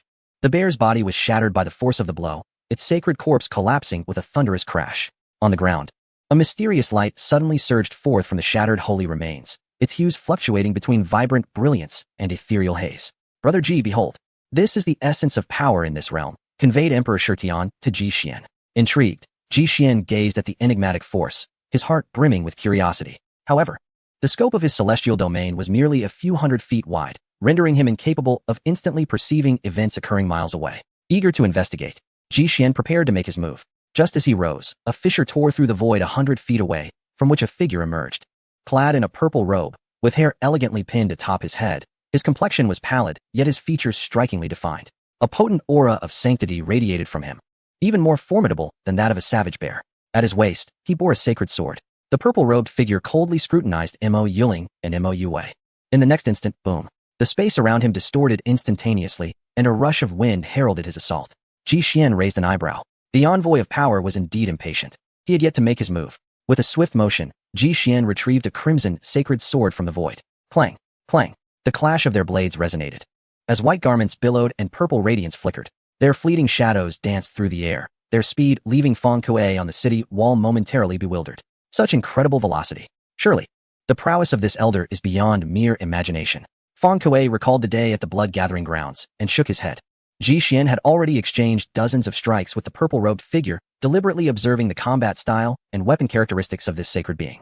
Undoubtedly, it was a sacred longsword. Though millennia had passed, its essence still lingered. The sound of surging tides occasionally accompanied the purple-robed figure's swordplay, while brilliant starlight shimmered around him, and a divine halo manifested behind him. The sacred energy permeated the air, exuding immense power. Was this once an individual who had treaded the sacred realm? How fascinating. Ji Xian's yearning for the sacred realm deepened. Should he attain such a level, he would undoubtedly undergo a profound transformation. With this thought, the imperial sword intent within him surged. The shadow of the transcendent sword materialized, instantly suppressing the purple-robed figure's once dominant sacred energy.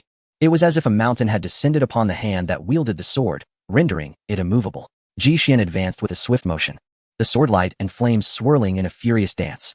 A ghostly blue blade cut through the air, severing a pale head from its body. The purple-robed figure was vanquished. Chapter 59. The decapitation of the holy remains high above. Zhao He was engaged in battle with a humanoid knight, armed with a long spear. His flowing silks billowed as his raven hair danced wildly, a great sun subtly manifesting behind him. Each strike he delivered resonated with the sun's brilliance. Scorching flames erupted from the void, illuminating the darkened clouds. Opposite him stood a knight mounted upon a colossal elephant, wielding a three-headed meteor hammer that summoned the fury of thunder with each swing. When the long spear met the meteor hammer, a thunderous clash ensued, fracturing the clouds above. Yet, in this fierce contest, Zhao He found himself at a disadvantage, succumbing to the overwhelming force. What is the source of the formidable power that envelopes him? Why is he able to exert such overwhelming dominance over me? Zhao He sensed a suppressive force emanating from the knight, one that seemed to belong to another realm altogether. Suddenly, he recalled the aura of his own ancestral figure who had once transcended a heavenly tribulation. It bore a resemblance, albeit far inferior. This individual possessed an astonishingly dense, sanctified energy. Zhao He was taken aback. The knight charged once more, and the two engaged in another fierce clash. This time, Zhao He's body felt as though it might shatter, a surge of dark blood erupting from his chest, staining the air crimson. Retreat. Zhao He fell back, realizing he was no match for this knight. Only his own ancestral figure might stand a chance against him. He employed his agility and decisively withdrew. With a thunderous roar that split the heavens, the knight swung down with a hammer, striking Zhao He down. Just as he faced imminent death, a resounding dragon's roar echoed through the void. Zhao He opened his eyes to see a figure clad in white ascending swiftly, radiating an aura of draconic majesty and supreme authority. With a thunderous crash reminiscent of the chaos of creation, a golden dragon claw emerged, crashing down upon the colossal knight. The void trembled, and ethereal sounds of the Tao manifested, filling the air with a celestial essence.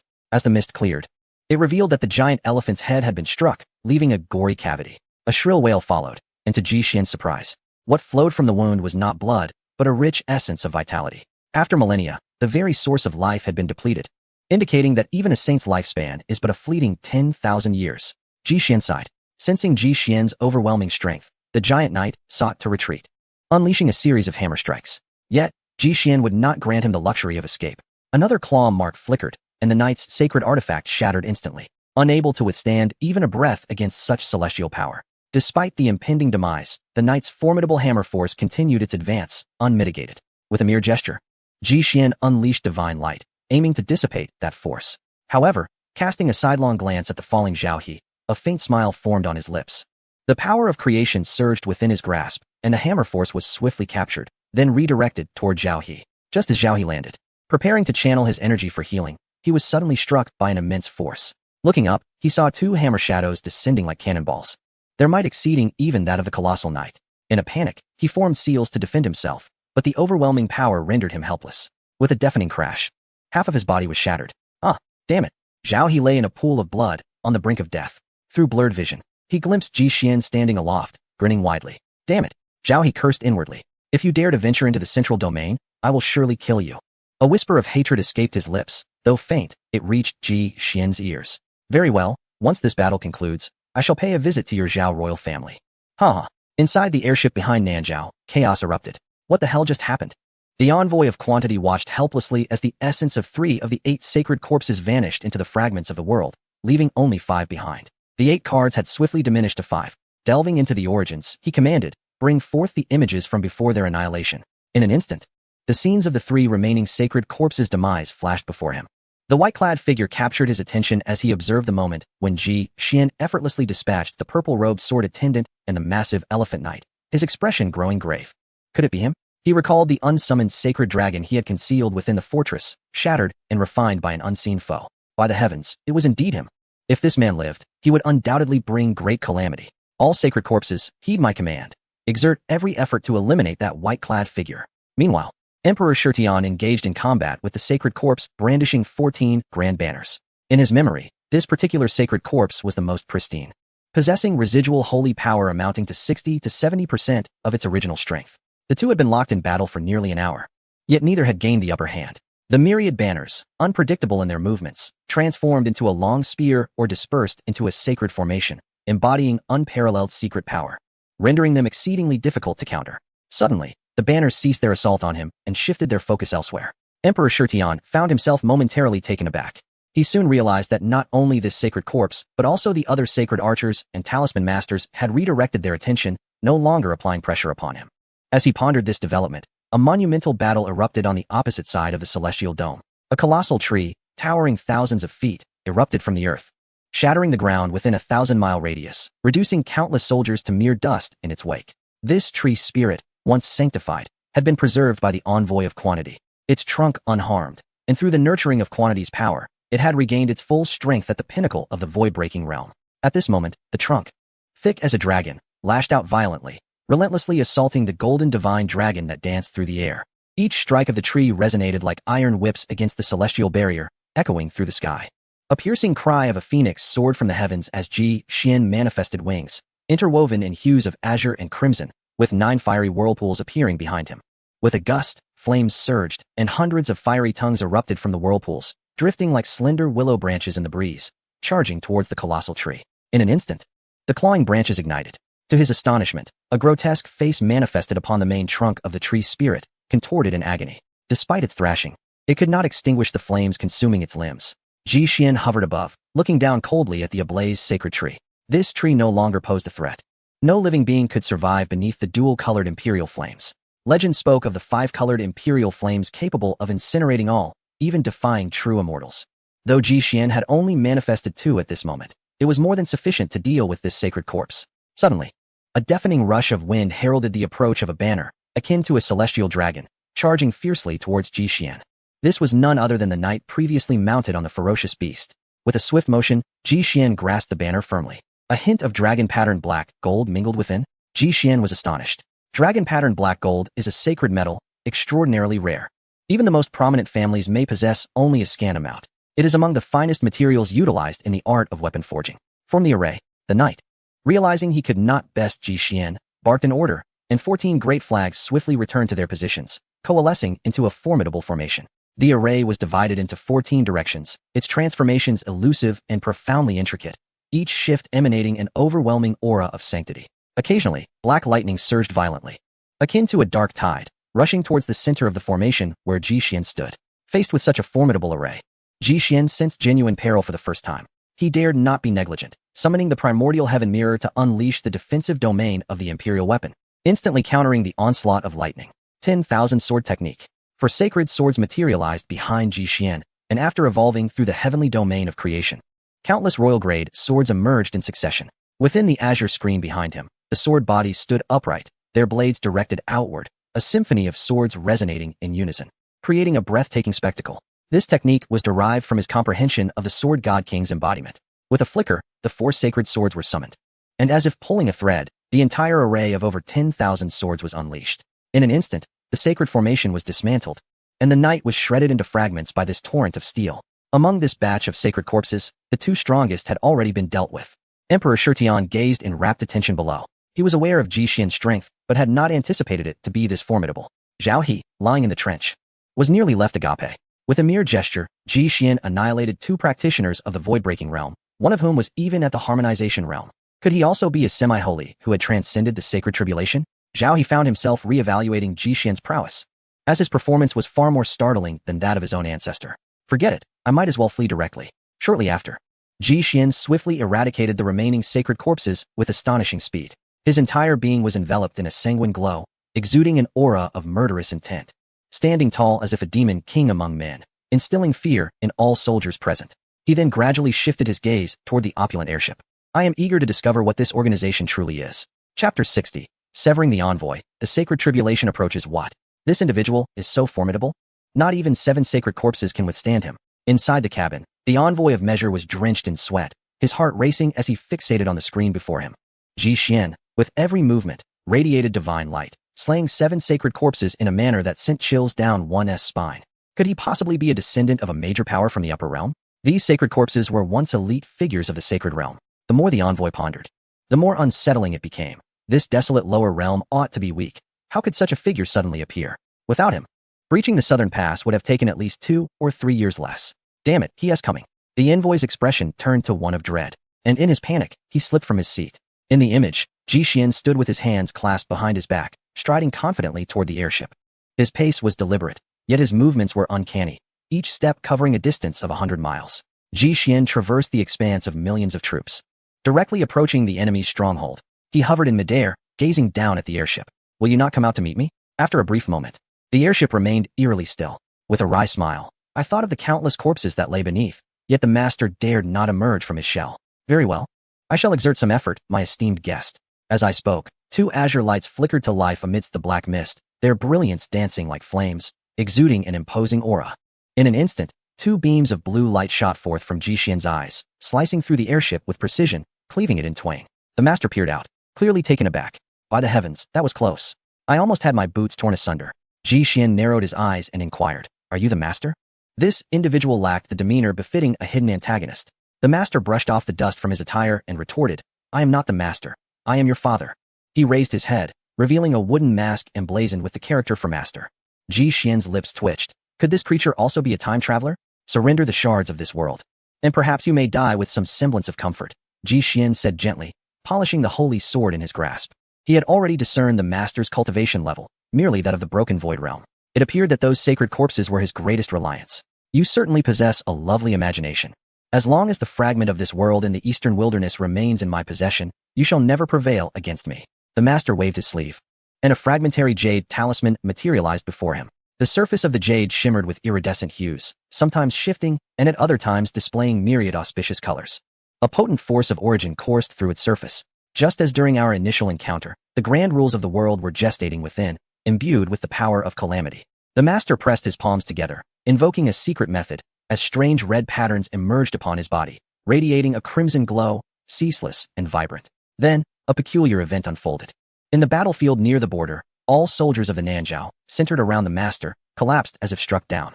Red mist surged forth from their bodies, and their forms disintegrated, transforming into fragments of primal energy. The crimson mist surged mightily, vast like an ocean, under Ji Xian's watchful gaze. All the blood essence coalesced around the master. Gradually, the master's limbs began to metamorphose, his figure sprouting numerous spikes, with 2 additional protrusions emerging from behind. In mere moments, his robe was rendered to tatters, and the once diminutive master had transformed into a colossal beast towering 10 zhang high, having sacrificed the strength of hundreds of thousands. You have attained the pinnacle of the Dao unification realm. If you were to sacrifice all of the eastern wilderness and the entire Tianxian, would you not ascend to immortality? Ji Xian remarked with a light chuckle. Enough of your prattle. You dare to thwart my conquest of the eastern wilderness. You seek death. The master's voice had grown rougher. Shedding his humanity, with a clang, he summoned a blue copper seal, emanating a dim glow. Heavenly seal. With that, amidst the rolling thunderclouds, an apparition of a mountain-like copper seal materialized. Its surface radiated a bluish-gray light, imbued with formidable sealing power. In an instant, a vast expanse of 10,000 miles was enveloped in confinement. The fire spirit and Ling Yun, along with others present, felt their powers suppressed by an unknown force. Their hands growing sluggish even as they wielded their swords. My Dantian has fallen into silence. Ah, it's shrunk. A cultivator exclaimed. The others hurried forward to investigate. You might as well give up, Lu Laojian. You were already this small. Don't make excuses to absolve yourself. In the skies, Ji Xian gazed at the crimson behemoth before him with a smile, a gentle breeze warming the air. By harnessing the power of the world fragments through a sacred artifact, he manipulated the rules of the eastern wilderness. You certainly possess some skill. Unfortunately, Ji Xian raised his brow slightly, looking up at the heavenly seal in the sky. For me, such constraints of the rules hold no sway. His fair hand gently lifted, pressing lightly towards the heavens. Boom. An invisible force instantly spread out, colliding violently with the heavenly seal above. The sound of a sword resonated, and a celestial sword shadow emerged, standing between heaven and earth like a pillar supporting the sky. At the moment the sword shadow appeared, the heavenly seal began to tremble violently. What on earth is this? It can actually break the world's rules of the eastern wilderness. The figure of Quan Tian, witnessing this, had his pupils constrict and his tongue falter.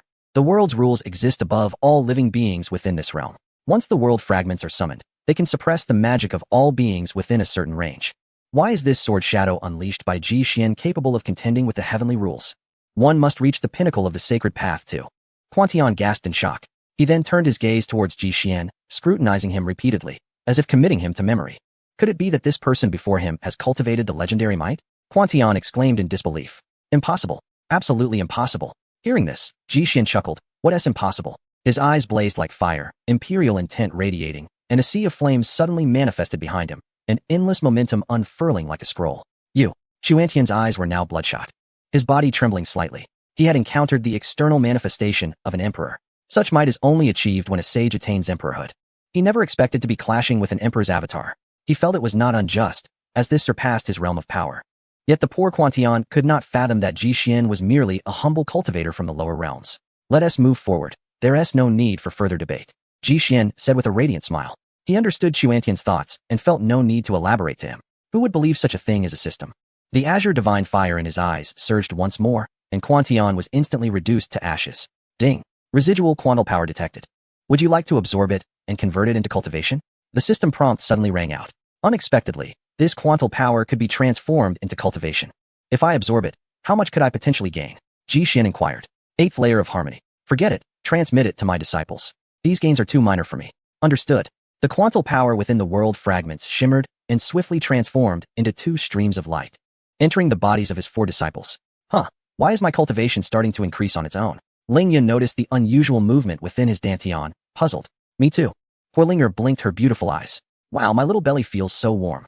Sister, do you feel warm too? Mo Yue exclaimed, clutching her abdomen. So warm, so warm. Disciple Ling Yun's cultivation has broken through to the 6th level of divine refinement. Disciple Huoling's cultivation has broken through to the 9th level of divine refinement. Disciples Mo Yue and Mo Yuling's cultivation have broken through to the 7th level of divine infant. Detected the host bestowed power, triggering a return of 600,000 times, returning cultivation to the 9th level of the Saint Realm. Clang. A tremendous transformation occurred within Ji Xian, signifying his imminent entry into the Saint Realm. Meanwhile, dark clouds gathered in the sky, heralding the descent of the tribulations exclusive to saints.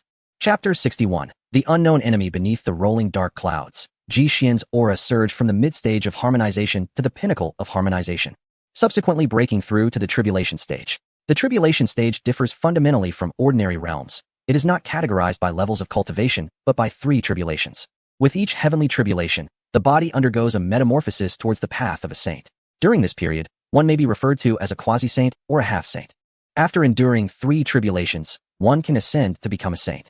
Ji Xian, however, planned to break through all 3 tribulations at once and directly attain sainthood. To outsiders, this would surely invoke terror. Each heavenly tribulation represents a severe trial, a selection by the heavenly path of the celestial and mortal beings, undeniably perilous. Boom.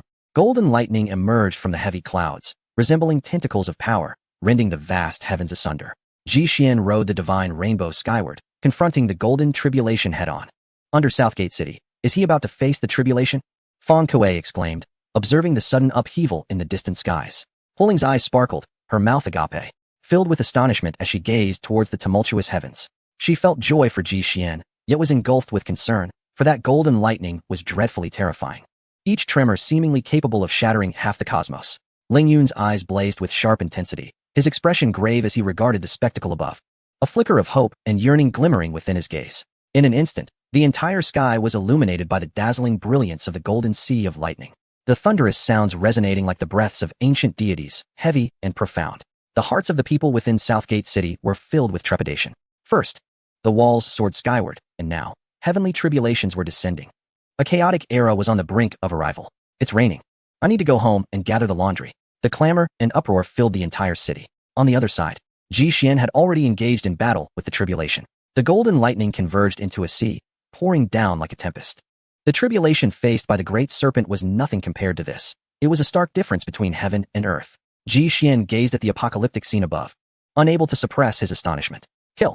A cry for slaughter suddenly echoed from the storm clouds. A multitude of soldiers, transformed from lightning, surged forth from the clouds, brandishing great swords as they charged towards Ji Xian. Ancient war chariots rumbled ominously, as if emerging from primordial times. The tribulation had taken form. Not only do you possess an army, Ji Xian shouted, invoking the sword god King body, as countless heroic spirits materialized behind him. The elevation in his cultivation had rendered Ji Xian's army of heroes even more formidable. Thus, the cloud transformed into an ancient battlefield, where two armies clashed, their roars reverberating through the heavens. Boom! A series of divine lightning bolts struck Ji Xian, inflicting excruciating pain upon his spirit. For cultivators, transcending the mortal realm to attain holiness necessitates enduring these tribulations to temper oneself, both physically and spiritually. With dozens of lightning strikes descending upon him, Ji Xian's once pristine white garments lay in tatters, his flesh charred, and many areas of his body grotesquely decayed, exposing ghastly bones. Yet within him, the vitality surged ever more robustly. Lightning symbolizes destruction, but also heralds rebirth. Crack! The dantian beneath Ji Xian's abdomen shattered, releasing a gushing sound of flowing water, which gradually swelled into a vast ocean, radiating a golden luminescence. Is this the Wheel Sea? Ji Xian mused, observing the transformations within his body. When a cultivator reaches the sacred realm, their dantian metamorphoses into the Wheel Sea, serving as a reservoir for holy power. Additionally, the Wheel Sea can nurture divine soldiers and other magical artifacts. The next step entails the cultivation of the Sacred Heart. The Sacred Heart embodies the essence of a sage's cultivation and acts as the source from which a sage's path unfolds, the key to the Imperial Realm. Ji Xian focused his mind, gathering the fire path, sword path, and the essence of creation within him, deploying secret powers to condense the Sacred Heart. Gradually, a Sacred Heart radiating trifold brilliance emerged above the Wheel Sea, with flames swirling, sword lights roaring, and the essence of creation enveloping the scene. The Wheel Sea and Sacred Heart coalesced, heralding his ascension to the saintly realm. Boom! Several gates within Ji Xian's body swung open, and torrents of holy power surged into him. In an instant, his cultivation aura soared once more. Saintly first layer, saintly second layer, saintly third layer, saintly fourth layer, saintly fifth layer, saintly sixth layer, saintly seventh layer, saintly eighth layer, saintly ninth layer. As his aura stabilized, Ji Xian slowly opened his eyes. In that moment, he radiated an aura of solemnity, with holy power circulating around him, and a luminescent white divine halo appeared behind him. He sat aloft, as radiant as the bright moon and as dazzling as the stars. The heavenly lightning still flickered in the distance, the tribulation continuing unabated. System, I have attained holiness. Do you have nothing to proclaim? Ji Xian chuckled. This system is the mightiest master system, only him? Very well, congratulations, host. You have acquired the immortal scripture Indestructible Sutra. Moments later, the verses of the Indestructible Sutra manifested in Ji Xian's mind. The Indestructible Sutra is one of the most powerful body-refining techniques in existence. Mastering it grants one eternal physical existence, said to render the body indestructible, allowing for the resurrection of one's consciousness even after death. More divine lightning struck down, and Ji Xian activated the Indestructible Sutra, absorbing the tribulations to continuously refine his body. Just as the lightning tribulation was nearing its end, an unexpected event unfolded. A surging river suddenly appeared in the heavens, as if it had flowed from the primordial era, timeless and steeped in the weight of ages. Countless temporal laws surged forth from it, and as Ji Xian peered through this river, it seemed as if he beheld the myriad epics of ancient history. The River of Time? Ji Xian pondered in astonishment. Boom. Suddenly, an enormous hand, shrouded in black mist, emerged from the river of time. A profound imperial will flowed through this colossal hand. As Ji Xian confronted the colossal hand, a chill ran down his spine, and a sense of impending doom engulfed him.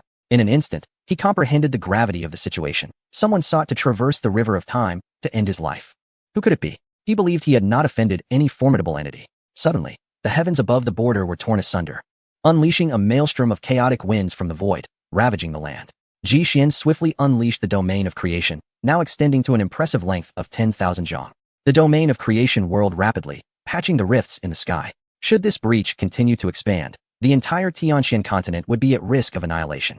The massive hand advanced relentlessly, intent on shattering the domain of creation and crushing Ji Xian in its grasp.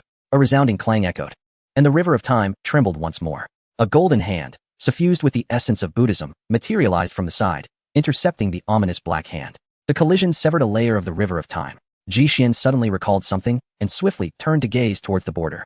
There stood Emperor Shitian, calmly observing Ji Xian and nodding. How could it be him? Ji Xian pondered in disbelief. He was merely a cultivator of the broken void realm. How could he affect the river of time? Ji Xian regained his composure and grasped the full extent of the situation. Indeed, Emperor Shitian was no ordinary figure. Even if the golden hand was not his, it was undoubtedly linked to him. Tendrils of black mist seeped through the golden hand, surging toward Ji Xian with lethal intent. Ji Xian dared not hesitate. He summoned the primordial heaven mirror and the celestial slayer's sword, two imperial weapons. With holy energy coursing through him, he charged forward. The clash of two formidable auras reverberated, causing the void to tremble. The moment the celestial slayer's sword was drawn, the black mist hand recoiled in evident fear. Flash! Ji Xian shouted, thrusting his sword forward. Now that he had attained the Saint Realm, he wielded the celestial slayer's sword with mastery. And with the primordial heaven mirror enhancing his power, he posed no threat to the Tianxian continent. A brilliant sword light pierced through the black hand, cleaving the river of time in two. It was merely a projection, Ji Xian murmured. This black hand was but an avatar of a certain mighty being. Had the true body arrived, Ji Xian would likely have met his demise today. Xian Emperor, you shall perish. The black hand retreated into the upper half of the river of time, unleashing a furious roar before dissipating. The golden Buddhist hand also withdrew, and the two resumed their conflict within the river of time, unleashing a torrent of temporal laws and creating chaos in space and time. Eventually, the tumult subsided, and the world returned to clarity. Above the heavens, Ji Xian stood in tattered garments, yet his physique shimmered with a crystalline radiance, exuding a soft glow.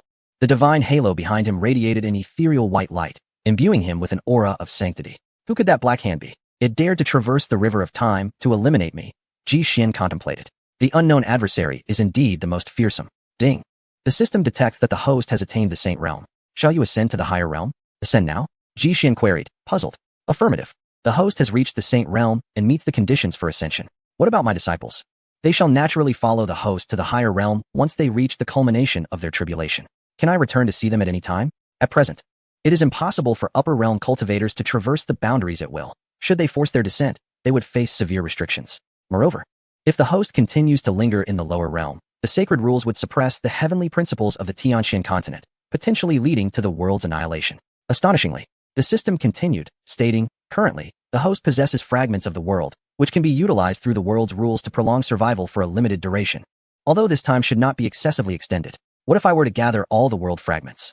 Would I then be able to traverse freely between the realms? By collecting all fragments, the host could become the sovereign of the Tianxian continent, wielding control over it and exercising all aforementioned actions. Ji Xian closed his eyes in contemplation. Should he embark on the quest for all the world fragments, it would undoubtedly consume considerable time. Investing this time in cultivation would yield far greater rewards than the fragments of the lower realm. Are there any disciples left to be gathered in the lower realm? Ji Xian inquired. As this pertained to his personal interests, if the system indicated none remained, he would ascend immediately. There is one in the central region. As expected, Ji Xian mused inwardly. This troublesome system had been evasive, yet the essential details remained undisclosed. Thus, he resolved to first investigate the central region. If, after recruiting disciples, the world fragments remained elusive, he would ascend on a later date. Ji Xian shed the divine radiance enveloping him, waved his hand to part the fabric of the creation heavenly domain, and descended upon the clouds. The events following the thunder tribulation were obscured by the creation heavenly domain. So the individuals below, save for Emperor Shitian, were unaware of the monumental battle that had taken place above the heavens. Master, Senior, several disciples of Fire Spirit and numerous cultivators approached to greet him. Ji Xian descended like a deity, surveying the crowd below. The cultivators displayed expressions of reverence. Discarding the thunder tribulation, Ji Xian's prowess in turning the tide of battle alone warranted their respect. You have all worked hard, Ji Xian addressed the gathered crowd. Upon landing among them, Fang Kuei stepped forward. Senior, a banquet has been prepared in the Great Hall. We invite you to join us for a warm welcome. Ji Xian shook his head, disinterested in the revelry, as he had little to converse about with these individuals. There is no need. I must return to Qingyuan sect first, and then I shall make my way to the central region, Ji Xian replied. Fang Kuei was momentarily speechless. Ji Xian scanned the area, but did not spot Emperor Shitian. After some inquiries, he learned that the latter had already departed. You few, come here, Ji Xian called to several disciples, who promptly gathered. Take these. Use them to cultivate diligently. Ji Xian retrieved several sacred weapons from his spatial pocket and handed them to his disciples. With their cultivation reaching the sacred realm, the creation heavenly domain could now forge sacred weapons. As the treasures emerged, they radiated a brilliant divine light. Heavens, what grade of treasure is this? The onlookers gasped in astonishment. The powerful sacred aura captivated nearly all present cultivators, and countless covetous gazes lingered upon Ling Yun and his companions. However, upon witnessing Ji Xian's formidable strength, they dared not act recklessly. Beep. Detecting the host has gifted a lower-tier sacred item, the Sealing Heaven Seal X1, triggering a 1,000,000-fold return. 19 rank immortal artifact, the Kongtong Seal X1, has been acquired. 1,000,000-fold return. Upon hearing the system's audio prompt, Ji Xian felt a tremor within his heart. This is indeed the advantage of elevating one's cultivation. The probability of receiving treasures has significantly increased. He swiftly scanned the effects of the immortal artifact, the Kongtong Seal, which serves multiple functionalities including sealing, array formation, and offensive capabilities. Return to the sect, Ji Xian declared, and in an instant, a magnificent flying vessel materialized before him. Under the astonished gazes of the onlookers, several disciples ascended the vessel. With a flash of brilliance, the flying craft vanished beyond the horizon, leaving behind a stunned Fang Kuei and his companions. The caliber of that vessel was such that merely standing beside it made me feel as though I might burst from the intensity. The assembled cultivators began to murmur among themselves. Fang Kuei tugged at his frozen expression. The sword from earlier and the current vessel both exuded an unparalleled power that sent shivers through his mind. It felt akin to an upper-tier realm striking down upon a lower-tier one. Could it be that Saint Fang Kuei, in conjunction with that terrifying thunder tribulation, has deduced something significant? Above the firmament, the vessel soared through the sea of clouds, a truly surreal sight. Ji Xian stood at the bow, gazing towards the direction of the Qingyuan sect. Behind him, radiant light emanated, and a faint divine halo appeared, suffusing the air with sacred energy. As if an immortal had descended to the mortal realm, exuding an ethereal grace. The disciples in the rear gazed at Ji Xian from a distance. Why do I feel that our master possesses an elusive aura that subtly distances us from him? Firelinger gazed dreamily at Ji Xian's towering silhouette, murmuring. Master has reached the saint realm. Ling Yun seemed to discern something, stating, when I was 3, I once debated with a saint, and the illustrious figure had radiant light surrounding him, resplendent and holy. Saint realm? Does that mean our master is on the verge of ascension? Firelinger exclaimed in astonishment. Ling Yun nodded. We must diligently cultivate during his absence and strive to reach the stage of tribulation perfection as soon as possible. Mo Yue and Mo Yuling stood silently nearby, bewildered as they listened to the conversation between their senior brother and sister. Sister, why did Ling brother say master is a saint? He has always been so kind to us, Mo Yue asked, nibbling on her small hand in confusion. I don't know. Look, master has a golden halo atop his head. The two began chattering excitedly, discussing the divine halo surrounding Ji Xian. Come here, all of you. I shall impart some teachings. Ji Xian turned to the group, his face breaking into a smile, as refreshing as a spring breeze, with an ethereal aura wafting around him. Even Ling Yun was momentarily taken aback. The changes in their master since attaining sainthood were indeed profound. Soon, they sat cross-legged on the deck, ready to listen to Ji Xian's discourse. Suddenly, a strange sound emanated from the suspended primordial heaven mirror. Young master, I wish to come out, Aotion's voice echoed. With a thought, Ji Xian activated the mirror, revealing a radiant light. Following this, a divine dragon, hundreds of feet long, emerged, swirling and coiling majestically in the air. Its surface shimmered with the opulence of golden dragon energy, exuding an aura of utmost sanctity. It was indeed a young true dragon. Upon seeing Aotion, Ling Yun's eyes flashed with surprise, mingled with a hint of awkwardness. I have met several senior brothers and sisters. Aotion soared beside Ji Xian, bowing respectfully to the group. Master, could this be the golden dragon egg? Holing Air's beautiful eyes shimmered with a hint of surprise. Aotion was indeed that dragon egg. It seemed I had only met my senior brothers and sisters once. Aotion lifted his dragon head and replied. Ji Xian noticed the discomfort on Ling Yun's face nearby. Ling Yun, what's the matter? Ling Yun's dark complexion turned crimson, and he fidgeted awkwardly, at a loss for words. Your master is addressing you. Holing Air nudged Ling Yun with her shoulder, urging him to respond. Only then did Ling Yun open his storage treasure. A flash of silver light revealed a small jet-black snake that crawled out. It raised its head, exhaling a red breath, curiously gazing at the world. Uffed. Pulling Air was the first to burst into laughter. You actually hatched that snake egg. Ha! Ling Yun buried his head even lower, revealing an unexpectedly bashful demeanor for such a robust man. Ji Xian was also taken aback upon seeing the black snake. Did this lad truly take my casual remark to heart? Ao Tian flew over from Ji Xian's side, lowered his dragon head, and sniffed the little snake, displaying a look of disdain. The little snake, feeling the intense reactions from everyone, shyly retreated into Ling Yun's embrace. I risked my life to steal a divine herb from the fierce beasts of the broken illusion realm just to hatch it. Ling Yun pouted. You risked your life for such a little black rubber band. Junior brother, your mind is truly... Huh? Pulling Air placed her hand on Ling Yun's shoulder, laughing uncontrollably. You are the rubber band. This is clearly a snake. Who told you it was entrusted to me by our master? Ling Yun retorted, somewhat exasperated. Ji Xian felt a deep sense of satisfaction witnessing this joyful scene. Still not seated? The lecture is about to begin. Upon hearing this, everyone hurriedly took their seats. A sage's lecture is not something just anyone can partake in. Thus, the sacred sounds resonated, and the resplendent light filled the heavens as the flying vessel sailed towards the Qingyuan sect. Chapter 63, Ji Xian's Origins. Departure days passed, and the flying vessel gradually docked at the foot of the Qingyuan sect. The mountain guard disciples, taken aback by the colossal sight before them, were at a loss and hurriedly rang the alarm bell. Dong, dong, dong. 3 resounding chimes echoed, and soon, the revered ancestor of Qingyuan, accompanied by a throng of elders and disciples, rushed out.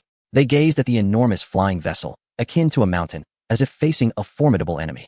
Countless magical tools and treasures were summoned, hovering above the mountain gate, ready for a desperate confrontation. The frontline intelligence had not yet been relayed back, leading them to mistakenly regard Ji Xian and his companions as advanced forces from the southern Zhao. It was only when Ji Xian and his companions broke through the barrier and emerged from the cabin that the confusion began to dissipate. Fellow Taoists? The Qingyuan ancestor was taken aback and quickly waved his hand. Stand down, they are our own. Ji Xian, composed and ethereal, glided gracefully toward the Qingyuan ancestor.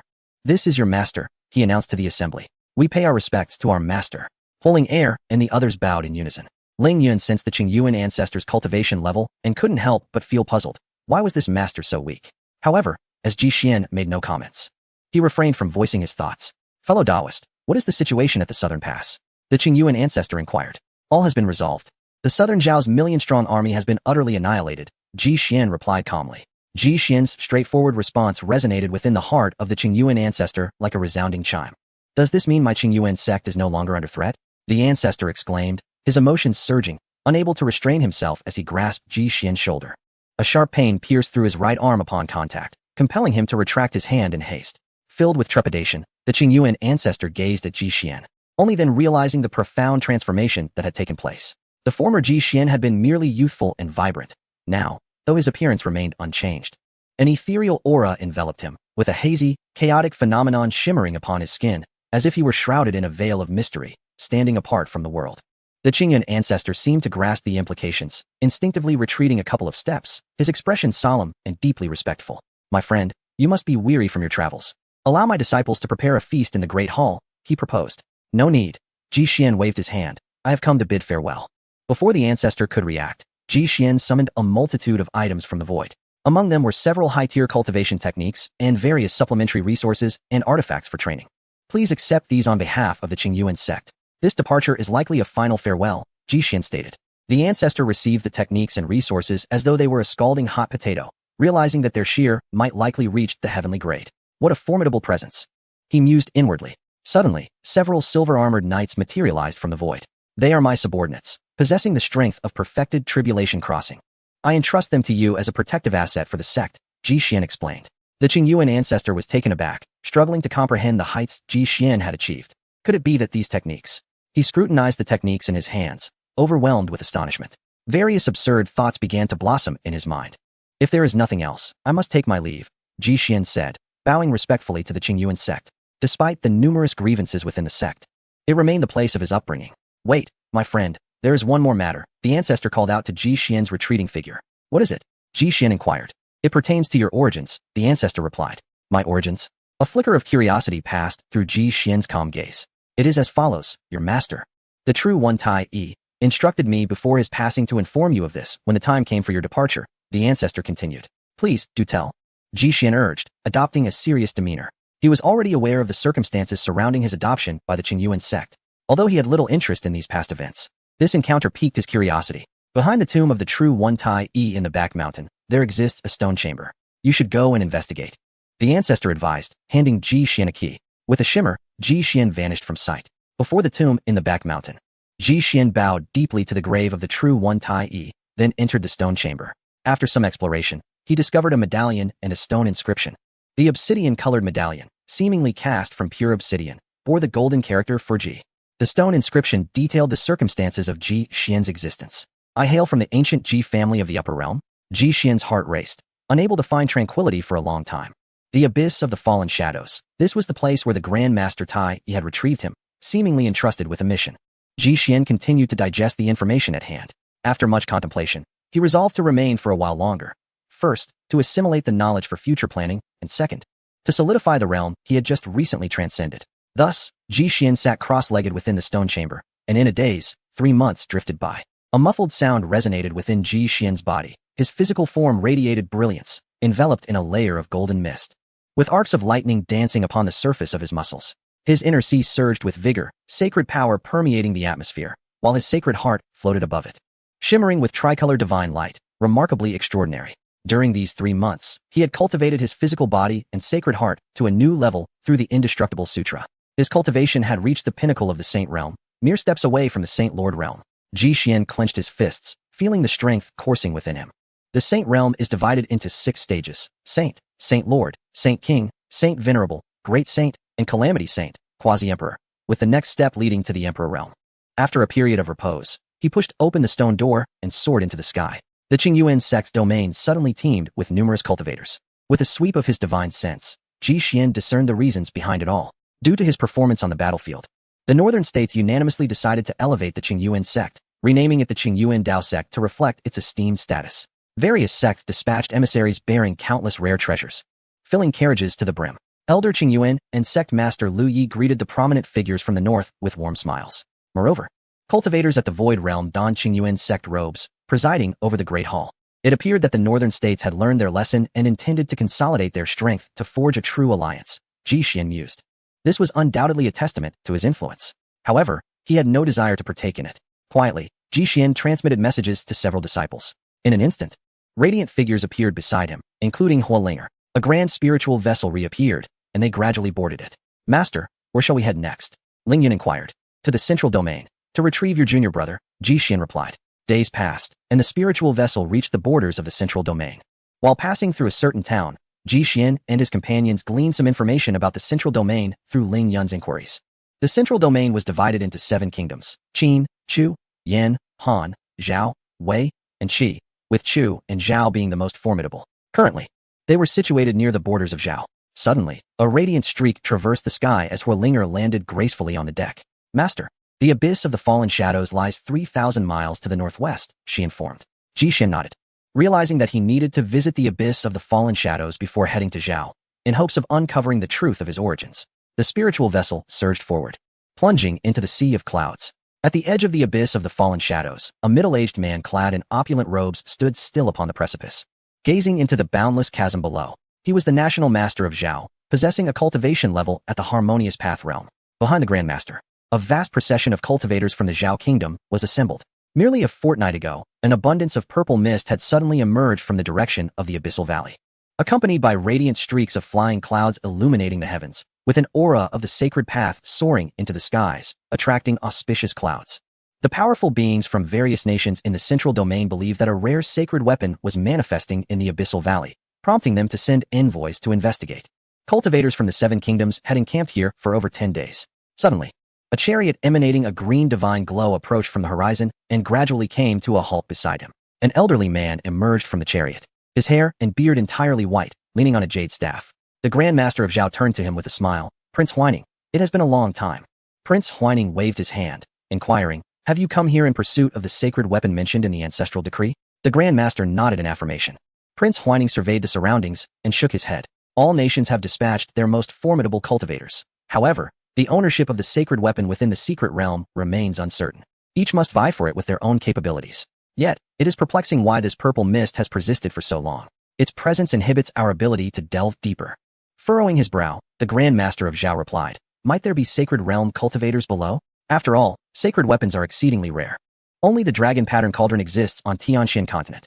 The abrupt emergence of such a so-called sacred weapon raises considerable doubts and risks. The Grand Master shook his head. It is unlikely, although I have never encountered a cultivator of the sacred realm. The elders have stated that those who ascend to the sacred realm within the royal lineage are forcibly transported away by the heavenly Tao. The heavenly Tao of Tianxian continent does not permit beings to transcend its boundaries. Nodding in understanding, Prince Huaining gradually set aside his concerns. Meanwhile, a burst of laughter erupted from the Zhao Kingdom's encampment below. Zhao Zheng, you worthless fool, come and take it. A Zhao cultivator mocked a youth clad in dark robes. The youth, known as Zhao Zheng, possessed features as exquisite as if sculpted, with strikingly sharp and handsome features. His eyes brimmed with determination, and his posture exuded an air of authority. Zhao Zheng, originally surnamed Ying, was a direct descendant of the Qin royal family. He had been sent to Zhao Kingdom as a hostage due to the signing of the peace treaty between Qin and Zhao, adopting the Zhao surname. Zhao Heng. That jade pendant was left to me by my royal mother. Return it promptly. Ying Zheng's face darkened, and his voice grew somber. The one teasing him was indeed Zhao Heng. Stop yearning for your royal mother. As a hostage of Qin, you will always be a part of Zhao. Zhao Heng boasted arrogantly. Had it not been for the united opposition of several other nations, your capital might have already fallen to us. His right arm, restored through secretive methods, was now fully functional. You seek death. Blinded by enmity towards his homeland, Ying Zheng swung his fist in retaliation. Zhao Heng regarded the approaching Ying Zheng with utter disdain. A mere early-stage divine infant dares to confront me? Just a month ago, I broke through to the spirit refinement realm. Zhao Heng formed a fist seal and struck towards Ying Zheng. Boom. Ying Zheng was no match. Sent flying several dozen meters away, embedding himself into the mountainside, leaving a human-shaped imprint. Ha ha ha. This fool truly overestimates himself. The plight of Ying Zheng drew a chorus of laughter from the onlooking Zhao cultivators. Zhenger, with a graceful descent, a lovely figure emerged from the heavens. Clad in a black gauze gown, her silhouette enchanting and alluring, resembling a celestial being as she touched the ground. She raised her hand to cleave through the rocks, pulling Ying Zheng from the rubble. Are you all right, Zheng? Ying Xian inquired anxiously, enduring a direct blow from a being at the refining spirit stage. Even if not at full strength, was a challenge for someone at the early stage of the divine infant realm. Ying Zheng struggled to rise, spitting blood, coughing violently. I must annihilate the Zhao kingdom, he declared with trembling lips. Ying Xian adjusted his disheveled attire and comforted him. Dear brother, abandon your delusions of unifying the realm. Our Qin kingdom is too weak, and it is not our time for the grand celestial rites. Gritting his teeth, Ying Zheng fell silent. Ah, Ying Xian, do you dare to appear before me? Zhao Heng approached with a mocking gaze at the siblings. His greedy eyes roamed over Ying Xian, as if etching every detail into his memory. Ying Xian shot him a fierce glare. You are already a subject of the Zhao kingdom. How can you still harm him? TSK, TSK, TSK. What do you mean, my Zhao kingdom's subject? A wild seed is merely a wild seed. Zhao Heng scoffed. You're not even certain of your Qin bloodline, yet you dare aspire to be a citizen of my Zhao kingdom? Enough. Ying Xian's anger flared, her eyes reddening as she gasped for breath. I say, Sister Xian, why not just yield to me? What use is your resistance? Zhao Yi pressed closer. Ying Xian retreated repeatedly. Have you forgotten the blade of Huolinga? At the mention, Zhao Heng felt a twinge of pain in his right shoulder, haunted by the psychological shadow left by that strike. Ever since Huolinger's sword, he had nursed a grudge against her, and that Ji Xian, daring to slay his master. Huolinger, merely a minor cultivator from the eastern wilderness. What of his master? The national master of my Zhao kingdom is invincible beneath the semi-saint level. Should Ji Xian dare to come, someone will surely slay him. Suddenly, a tremendous sound reverberated from the horizon. A spiritual vessel sliced through the clouds, appearing in the sky, enveloped in a sacred light, radiating divinity. The Zhao kingdom's master and King Huaining were taken aback by the overwhelming aura of sanctity emanating from the vessel. Is there a nation in the central region capable of constructing such a grand and high-quality royal vessel? Which power could this be? The Zhao master exclaimed in astonishment. King Huaining shook his head in bewilderment. The concentration of holy power in this vessel far surpasses our main battleships. The Zhao master lamented. As the vessel descended, its doors opened slowly. Ji Xian and his companions stepped out, surveying their surroundings. Ding. Disciple of the emperor's stature detected. Ying Zheng male, 21 years old. Talent. SS. Cultivation. Divine infant second layer. Physique. Destiny body. True son of destiny. Unparalleled fortune. Born with imperial decree, before becoming an emperor. None can interfere with his fate. By the heavens, Zheng. Ji Xian gazed at the disciples' panel, momentarily entranced. Ying Zheng, the ancestral dragon emperor of his past life. In a world where the written word is uniform and the chariots travel upon the same tracks, a mighty force of 1,000,000 warriors embarks on a campaign across the 9 provinces, unifying the 6 kingdoms and erecting the Great Wall to fend off the incursions of northern tribes. What an astonishing figure this is. Now poised to become the disciple of Ji Xian. Ji Xian extends his consciousness and soon perceives the presence of Ing Zheng. Indeed, he stands tall and majestic, radiating righteousness. Truly deserving of the title of a great emperor, Ji Xian scrutinizes Ing Zheng closely. At the moment Ing Xian lays eyes on Ji Xian, her heart races. A flush of crimson gracing her handsome visage. The memory of Ji Xian effortlessly vanquishing a master of Zhao is still vivid. Sister Xian. Firelinger descends from the ethereal vessel and rushes towards Ing Xian. The two gather, laughter and conversation flowing freely. Ji Xian approaches Ing Zheng. Ing Xian promptly greets. I pay my respects to Senior Ji. Ji Xian nods, yet his gaze remains fixed upon Ing Zheng. Brother, do not delay in paying your respects to the elder. Ing Zheng finally registers the presence beside him. Upon raising his gaze to Ji Xian, his heart quakes. Clad in white garments, tall and graceful. With a countenance as striking as jade, this figure stands with hands clasped behind his back, exuding a divine aura that envelopes him, imparting an otherworldly sensation. A master. He must be a master. Ing Zheng muses internally. Such an aura is not even perceived in his own ancestor who has weathered tribulations. I pay my respects to Senior Ji. Ji Xian nods, inquiring, is your injury severe? Ing Zheng appears somewhat tense in response to Ji Xian's unexpected greeting. Returning to the elder, it is not grave. Ji Xian scans with his consciousness, producing a pill from the void and presenting it to Ing Zheng. This elixir is for you. Refine it well. The pill, white in appearance, pulses with a violet radiance, seemingly alive, inhaling and exhaling the essence of heaven and earth.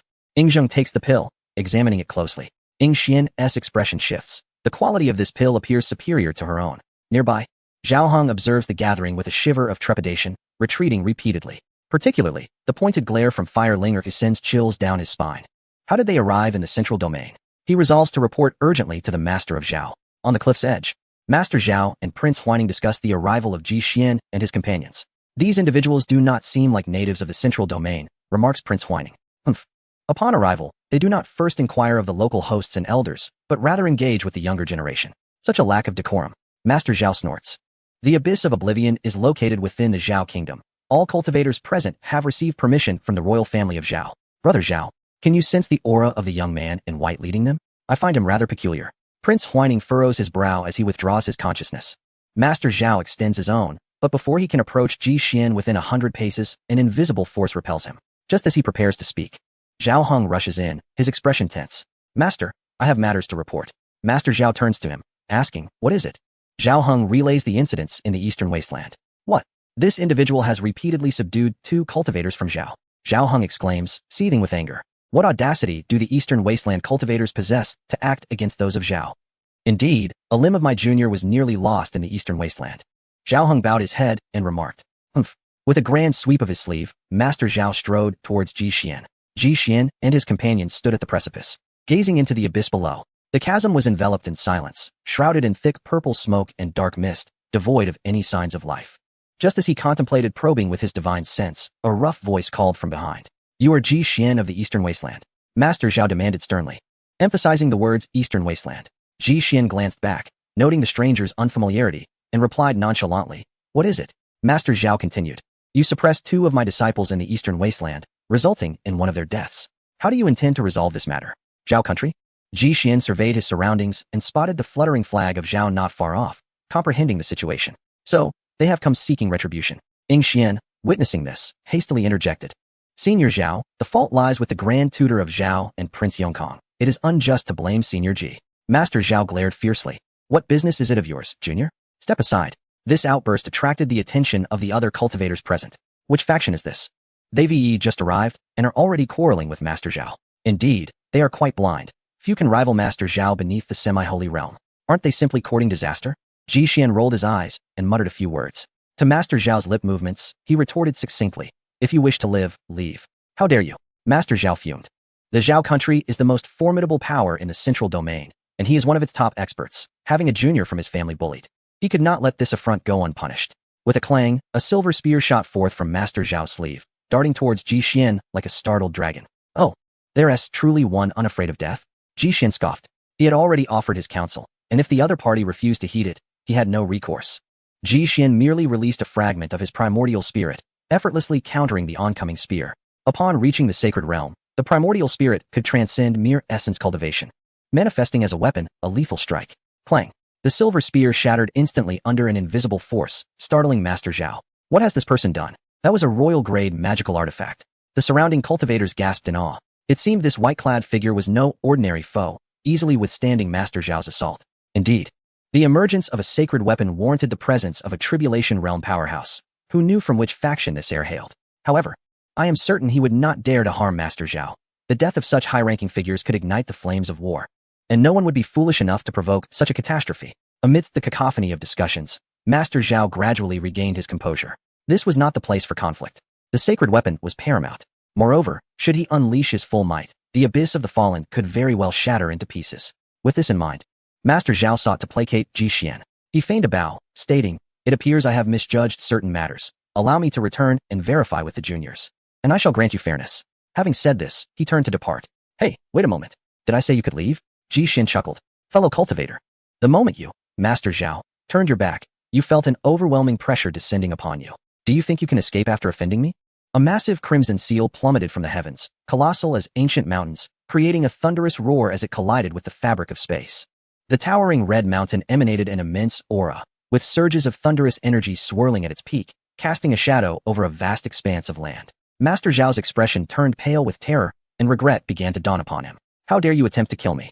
Do you not know that I am the master of Zhao? Are you seeking war with my country? Struggling against the oppressive force of the Crimson Mountain?" Master Zhao's face flushed with indignation. "Zhao? I am here to obliterate Zhao," Ji Xian retorted, not wasting another word as he clenched his hand downwards violently.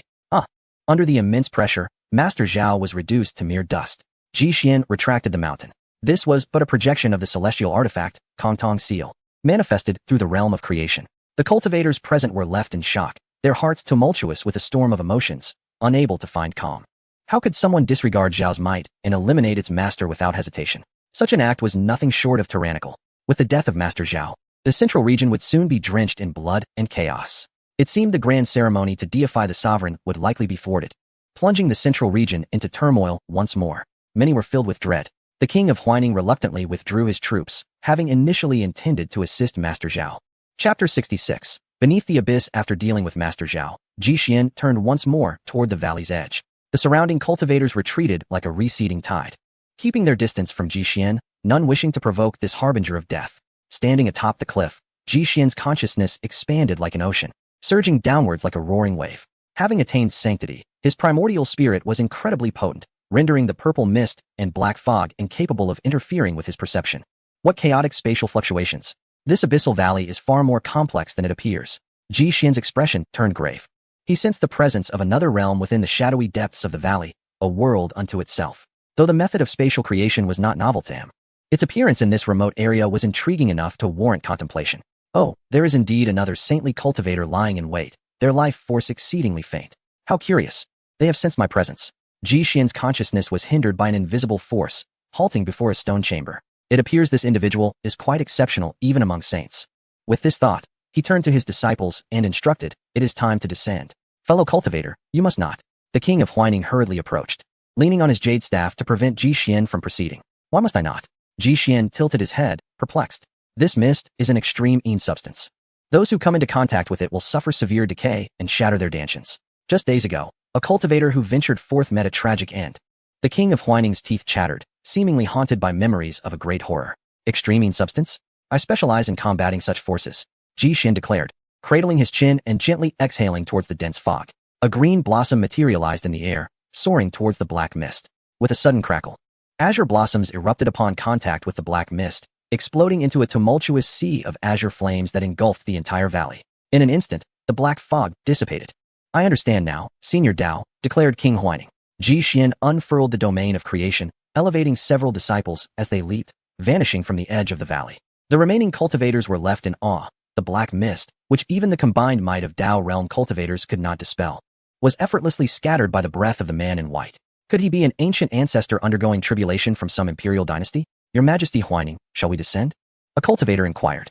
"Indeed, we must," replied the king without hesitation. "The sacred weapons are of utmost importance to us, capable of altering the balance of power among the 7 kingdoms."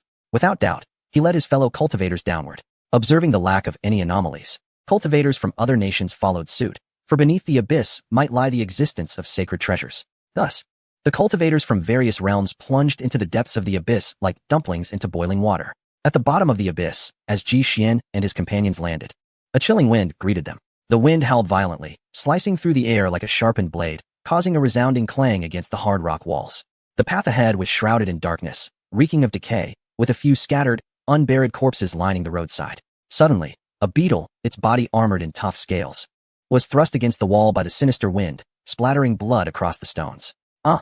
Both Moua and Moua shrieked in terror, one of them leaping to clutch Ji Xian's thigh, clinging to him like two small purple pendants. Ling Yun stood silently, listening to the wind, his expression solemn and somewhat anxious. The malevolent wind felt distinctly unnatural, almost eerie. He had just summoned a royal-grade artifact, only to have it shredded in an instant. Yet, those by Ji Xian's side remained unscathed. Their master had shielded the entire passage from the sinister gusts. Thud! Thud! The sound of heavy objects hitting the ground echoed from the canyon behind them. What a foul stench. Where on earth are we? Why is it so soft beneath me? I fell and felt no pain at all. Get off me, you idiot. Ah, it's broken. A clamor erupted from the stone path behind.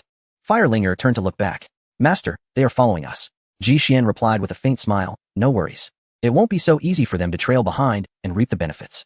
The group continued along the narrow valley floor for several miles, the earlier darkness beginning to lift. During this time, the scaled beetle reappeared a few times, though it was barely alive, on the brink of demise. Master, look. Firelinger said, using her sword to poke at a shriveled insect, examining it closely. The creature, covered in scales, had a void beneath its abdomen, with remnants of purple Dao laws lingering. This is the void-devouring insect, Ji Xian explained. He had seen descriptions of such creatures in the records of the witchcraft path. When space experiences turbulence and rupture, it releases scattered spatial laws, which in turn attract these insects, as they feed on the remnants of spatial rules. This place is not as simple as it seems. Surely, something unusual awaits ahead. No matter what occurs, remain composed and heed my command, Ji Xian said solemnly. The others nodded in agreement. After traversing several miles in the darkness, a gray, weathered stone door emerged before them. With a swift strike of his palm, Ji Xian shattered the door into countless fragments. Radiant light poured forth from the crevices of the broken stone. Once the door lay completely in ruins, they beheld the interior scene. Rows of storage racks were lined within the cave, displaying an array of exquisite techniques and magical treasures in meticulous order. The ground was strewn with countless pills and rare materials, forming small mounds. So many treasures. Ling Yun's eyes widened in awe, and he instinctively reached forward to select some. Do not touch anything, Ji Xian warned coldly. Ling Yun reluctantly withdrew his hand. Master, I do not understand, he confessed. At that moment, Mo Yuling, who was hanging onto Ji Xian's leg, gazed intently at the stone fragments at the cave's entrance, seemingly discerning something. Master, this formation. Ji Xian nodded, explaining, this is a sacred teleportation array, and its activation depends on the items within. Sacred? Ling Yun exclaimed, surprised. Can we still enter later? He inquired further. Of course, we must. Those treasures are tainted with ominous energy. Let us first purify them, Ji Xian replied, a peculiar smile gracing his gentle countenance. Moments later, cultivators from the Seven Kingdoms arrived in droves. Upon witnessing the treasures within the cave, they trembled involuntarily, especially the Dao integration experts, led by the Wang of Huining, who fixated hungrily on several weapons deep within the cave. Several sacred artifacts lay before them. By quantity alone, there was enough for each to claim one. Furthermore, numerous quasi-sacred and top-tier royal materials were piled upon the ground, the sheer abundance rendering it nearly unbelievable. Even in the central region, royal items were exceedingly rare, let alone the esteemed quasi-sacred weapons. Despite their yearning, none dared to step forward. Ji Xian, clad in flowing white, stood calmly before the cave, observing the assembly with tranquility. Is this murderous deity intending to hoard these treasures for himself? Indeed, this is the territory of Zhao. Having slain our master, now he seeks to seize our treasures? How outrageous! Many lesser cultivators murmured amongst themselves. The Wang of Huining wore an expression of dismay, for the sacred weapons lay tantalizingly close, yet he could only watch helplessly. Had it not been for Ji Xian's swift defeat of the Zhao master, he would have already charged forth to confront him. Sensing their agitation, Ji Xian gently pushed aside a few disciples who blocked the entrance. Turning to the crowd, he beamed a radiant smile and said, Friends, please feel free. These items do not belong to me, and I shall not interfere. Upon hearing this, Ling Yun glanced at Ji Xian, pondering if this was what they referred to as cunning. The aura of the divine spirit enveloped them, and cultivators from various nations felt as if they were basking in a gentle spring breeze, invigorated by warmth. Captivated by Ji Xian's smile, they momentarily succumbed to a trance. The Wang of Huining slapped himself awake, roused from his daydream. What am I thinking at my age? The companion displayed remarkable tolerance. Thus, as cultivators, we shall not be disrespectful. With that, he led a throng of cultivators from the state of Chu into the cavern, followed in succession by practitioners from other nations. As they walked, they engaged in lively discussions. This elder is truly kind. We misjudged him. Indeed, I believe his countenance speaks the truth. We were indeed petty earlier.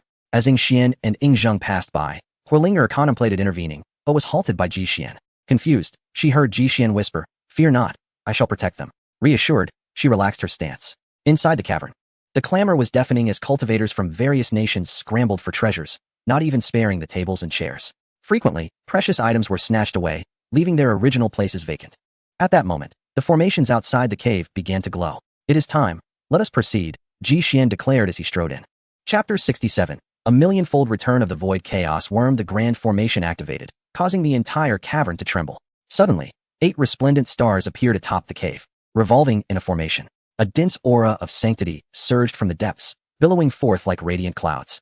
The cultivators, still busy seizing treasures, felt dizzy, as if the earth were spinning beneath them. A piercing scream shattered the chaos, awakening the startled cultivators. In a corner, a female cultivator clad in an embroidered robe was ensnared by a violet light, her form gradually disintegrating into countless particles that scattered into the air. Her body was torn apart without a trace of bloodshed. Witnessing this, the cultivators from the 7 nations were seized by terror, too frightened to even draw a breath. Crack! The void shattered, resonating like the sound of breaking porcelain. Dozens of violet lights surged forth, entangling several nearby individuals. They too vanished like the disintegrated female cultivator amidst fear and unease. Moua and Moua were utterly horrified, clutching Ji Xian's leg tightly, fearing they would fall and meet the same fate. A flicker of concern crossed Huolinger's eyes. "Master, this is the void turbulence. It manifests when space collapses. Their deaths are akin to being consumed by the void, leaving no trace." She continued, "This formation has deteriorated over time and is now somewhat unstable." Then, Ji Xian added, "This is merely the beginning, worse is yet to come." Huolinger, witnessing the gruesome disintegration of the cultivators, felt her heart race.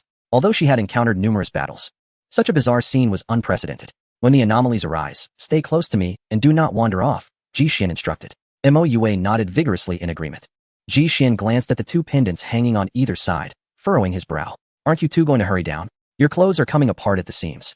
The 2 shook their heads frantically, gripping even tighter. The outside was simply too terrifying. It felt safest by Master S side.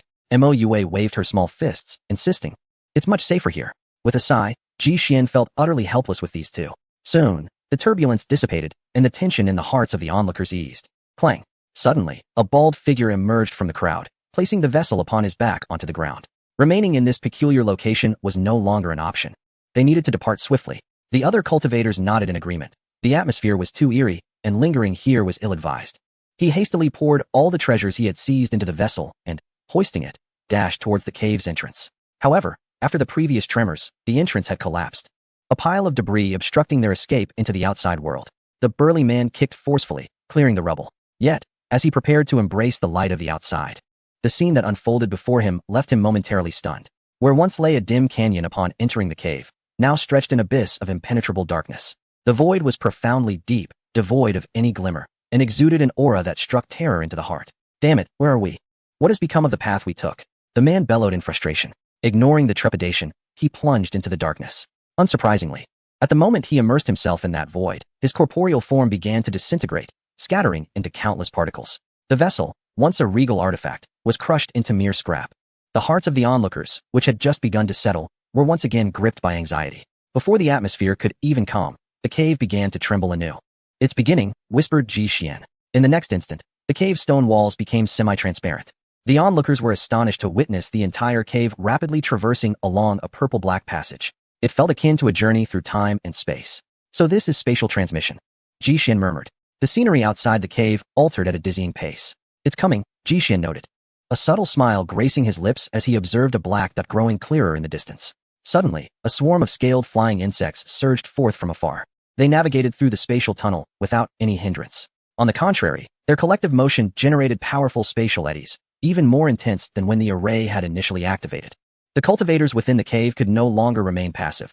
They summoned their artifacts to launch attacks against the swarm. However, after several rounds of assaults, the insects, startled, accelerated their flight. The ensuing spatial currents arrived swiftly. "Ah, my leg! Don't come any closer!" The unfortunate cultivators cried out in terror as they were sliced by the currents, quickly vanishing from sight. The survivors retreated in haste. Just as the swarm was about to reach Ji Xian, a voice resonated from within the primordial mirror. "Young master, let me out." The mirror shimmered with radiant light, and a 100-foot golden dragon coiled forth. Ji Xian had intended to inquire further, but Ao Tian, undeterred, lashed out with his tail and charged forward. He opened his massive maw, ravenously feasting upon the insects. I'm here to eat, eat, eat. The little black snake emerged from Ling Yun's embrace, savoring the scraps that fell. After Ao Tian devoured the swarm, his aura and cultivation subtly increased. The spatial currents that struck Ao Tian's scales merely sparked a few embers. Observing Ao Tian dispatching numerous void-eating insects, the cultivator's presence surged forward, seeking refuge. The void-devouring insect wanders through the vast emptiness, its form tainted by numerous principles, making it a delectable source of sustenance for Ao Tian. Ji Xian looked up at Ao Tian, who was relishing his meal, then shifted his gaze to the rear of the swarm. There, a saint-level insect mother was driving the horde forward, imbued with a trace of chaotic energy, a fitting testament to its existence in the void for eons. Chaos, the foremost of the ancient paths, stands as one of the most formidable forces in the world. Most significantly, this insect mother is an ancient relic species. Come forth. Ji Xian conjured a pair of fiery hands and lunged forward. The charging swarm swiftly regrouped, forming a barrier before the insect mother. Yet, before the imperial fire, all efforts proved futile. A cacophony of explosions ensued as the swarm was incinerated, plummeting downwards, wafting the aroma of roasted flesh into the air. Woohoo! Ao Tian raised his dragon head, exclaiming with excitement, "How splendid, my lord! You even thought to prepare a barbecue for me." The insect mother's holy power surged. But alas, Ji Xian's prowess was unparalleled, and he captured her effortlessly. The domain of creation unfolded, and the insect mother was swiftly subdued. Who among you wishes to keep her? Ji Xian inquired, turning to his disciples. Upon hearing this, Huolinger took a step back, disavowing the insect. Mo Yue and Mo Yuling gazed at the glistening little creature, their eyes sparkling with enthusiasm. I want the insect. My sister and I will take care of it together. They stretched their arms longingly, yet Ji Xian's towering height rendered them unseen. Ji Xian then shifted his attention to Ling Yun, who instinctively shrank back, burying his head low and stepping behind Huolinger. Master, I want it. We wish to keep it. Mo Yue called out. All right, it seems no one desires her. Ling Yun, you shall take her. Ji Xian disregarded their pleas. Wow, master, you have experience. Ji Xian chuckled. Very well, I cannot defy your command, Ling Yun replied, his face etched with reluctance as he accepted the insect mother. Ding. Host has gifted a saint-level void-devouring insect mother, triggering a 100,000-fold return. Acquired Celestial Beast, Taisu Chaos Insect X1, Chapter 68, Chaotic Runes, The Great Tomb, Taisu Chaos Insect, one of the ancient celestial beasts, birthed from chaos. Feeding on the rules of the Great Path and capable of devouring all. Ji Xian compared the information on the system panel, observing the dormant little insect within the system space. It was surrounded by chaotic energy, its form hazy and ethereal, yet the runes of its treasure technique were vividly apparent. Ji Xian utilized his divine sense to inscribe all the runes. Unlike the treasure techniques on Ao Tian's exterior, this chaos insect's techniques merely inscribed chaotic runes, devoid of detailed moves. However, the transformative capabilities of chaos rivaled that of creation. With proper absorption and refinement, it could master all paths in the world. System. Utilize a moment of enlightenment. Commencing cultivation, complex and intricate patterns manifested upon Ji Xian's form, the chaotic power surging forth. He felt the fire, sword, and true dragon techniques within him resonating in a harmonious cacophony, as if enhanced by some unseen force. With a wave of his hand, the manifestations of the three spells materialized before him, and with the augmentation of chaotic power, Ji Xian's might became even more pronounced. The chaotic patterns merely lingered upon the surface of his body. How he longed to refine them into the legendary chaotic physique. In his mind, Ji Xian envisioned the mythical body that could overpower all. Alas, such aspirations belonged to a distant future. Rousing himself from his reverie, he redirected his focus to the anomalies within the spatial tunnel. A soft weeping sound emanated from below. Ji Xian glanced down to find two trinkets on his legs, sorrowfully wiping each other's tears. What are you two doing? Master is so biased. Senior brother Ling Yun has one too, yet he still nurtures a bug. We shall never pay him any heed again. Woe is us. Fine, ignore him then. Both of you get off me at once. And no, we will not. The two clung tighter still. Ji Xian sighed, resigned to their antics, unable to find a way to dislodge the two little creatures. After he had subdued the mother insect, the swarm rapidly disbanded, swiftly eradicated by Ao Tian. Its aura had already ascended to the realm of tribulation. Due to the flaws in the formation, the teleportation within the cave was highly unstable. Numerous gaps had appeared in the spatial tunnel, and it seemed the cave was on the verge of collapsing into the void. Ji Xian soared from his position, his white garments billowing. The chaotic patterns on his body radiated a hazy brilliance as he pointed towards the fractured space. A wondrous phenomenon occurred. The chaotic force spontaneously wove itself into a great net, sealing the openings in the cave walls and halting the reverse flow of the void, thereby stabilizing the space. Furthermore, Ji Xian absorbed a trace of spatial energy. He activated the domain of creation, employing chaotic power to simulate the rules of space. Soon, A small fragment of the void materialized before him. Within this void, all motion ceased, silent and still. Indeed, chaos and creation are inseparable. Mastering even a fragment of spatial rules allowed for a brief severance of time and space. Ji Xian was thoroughly pleased with the chaotic patterns.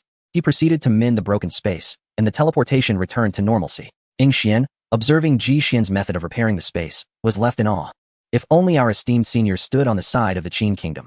The pace of the cave's journey had slowed, indicating that their final destination was approaching. As Ji Xian had anticipated, the deep violet hue of the spatial tunnel gradually faded, revealing the silhouettes of an unknown landscape that gradually solidified. Boom.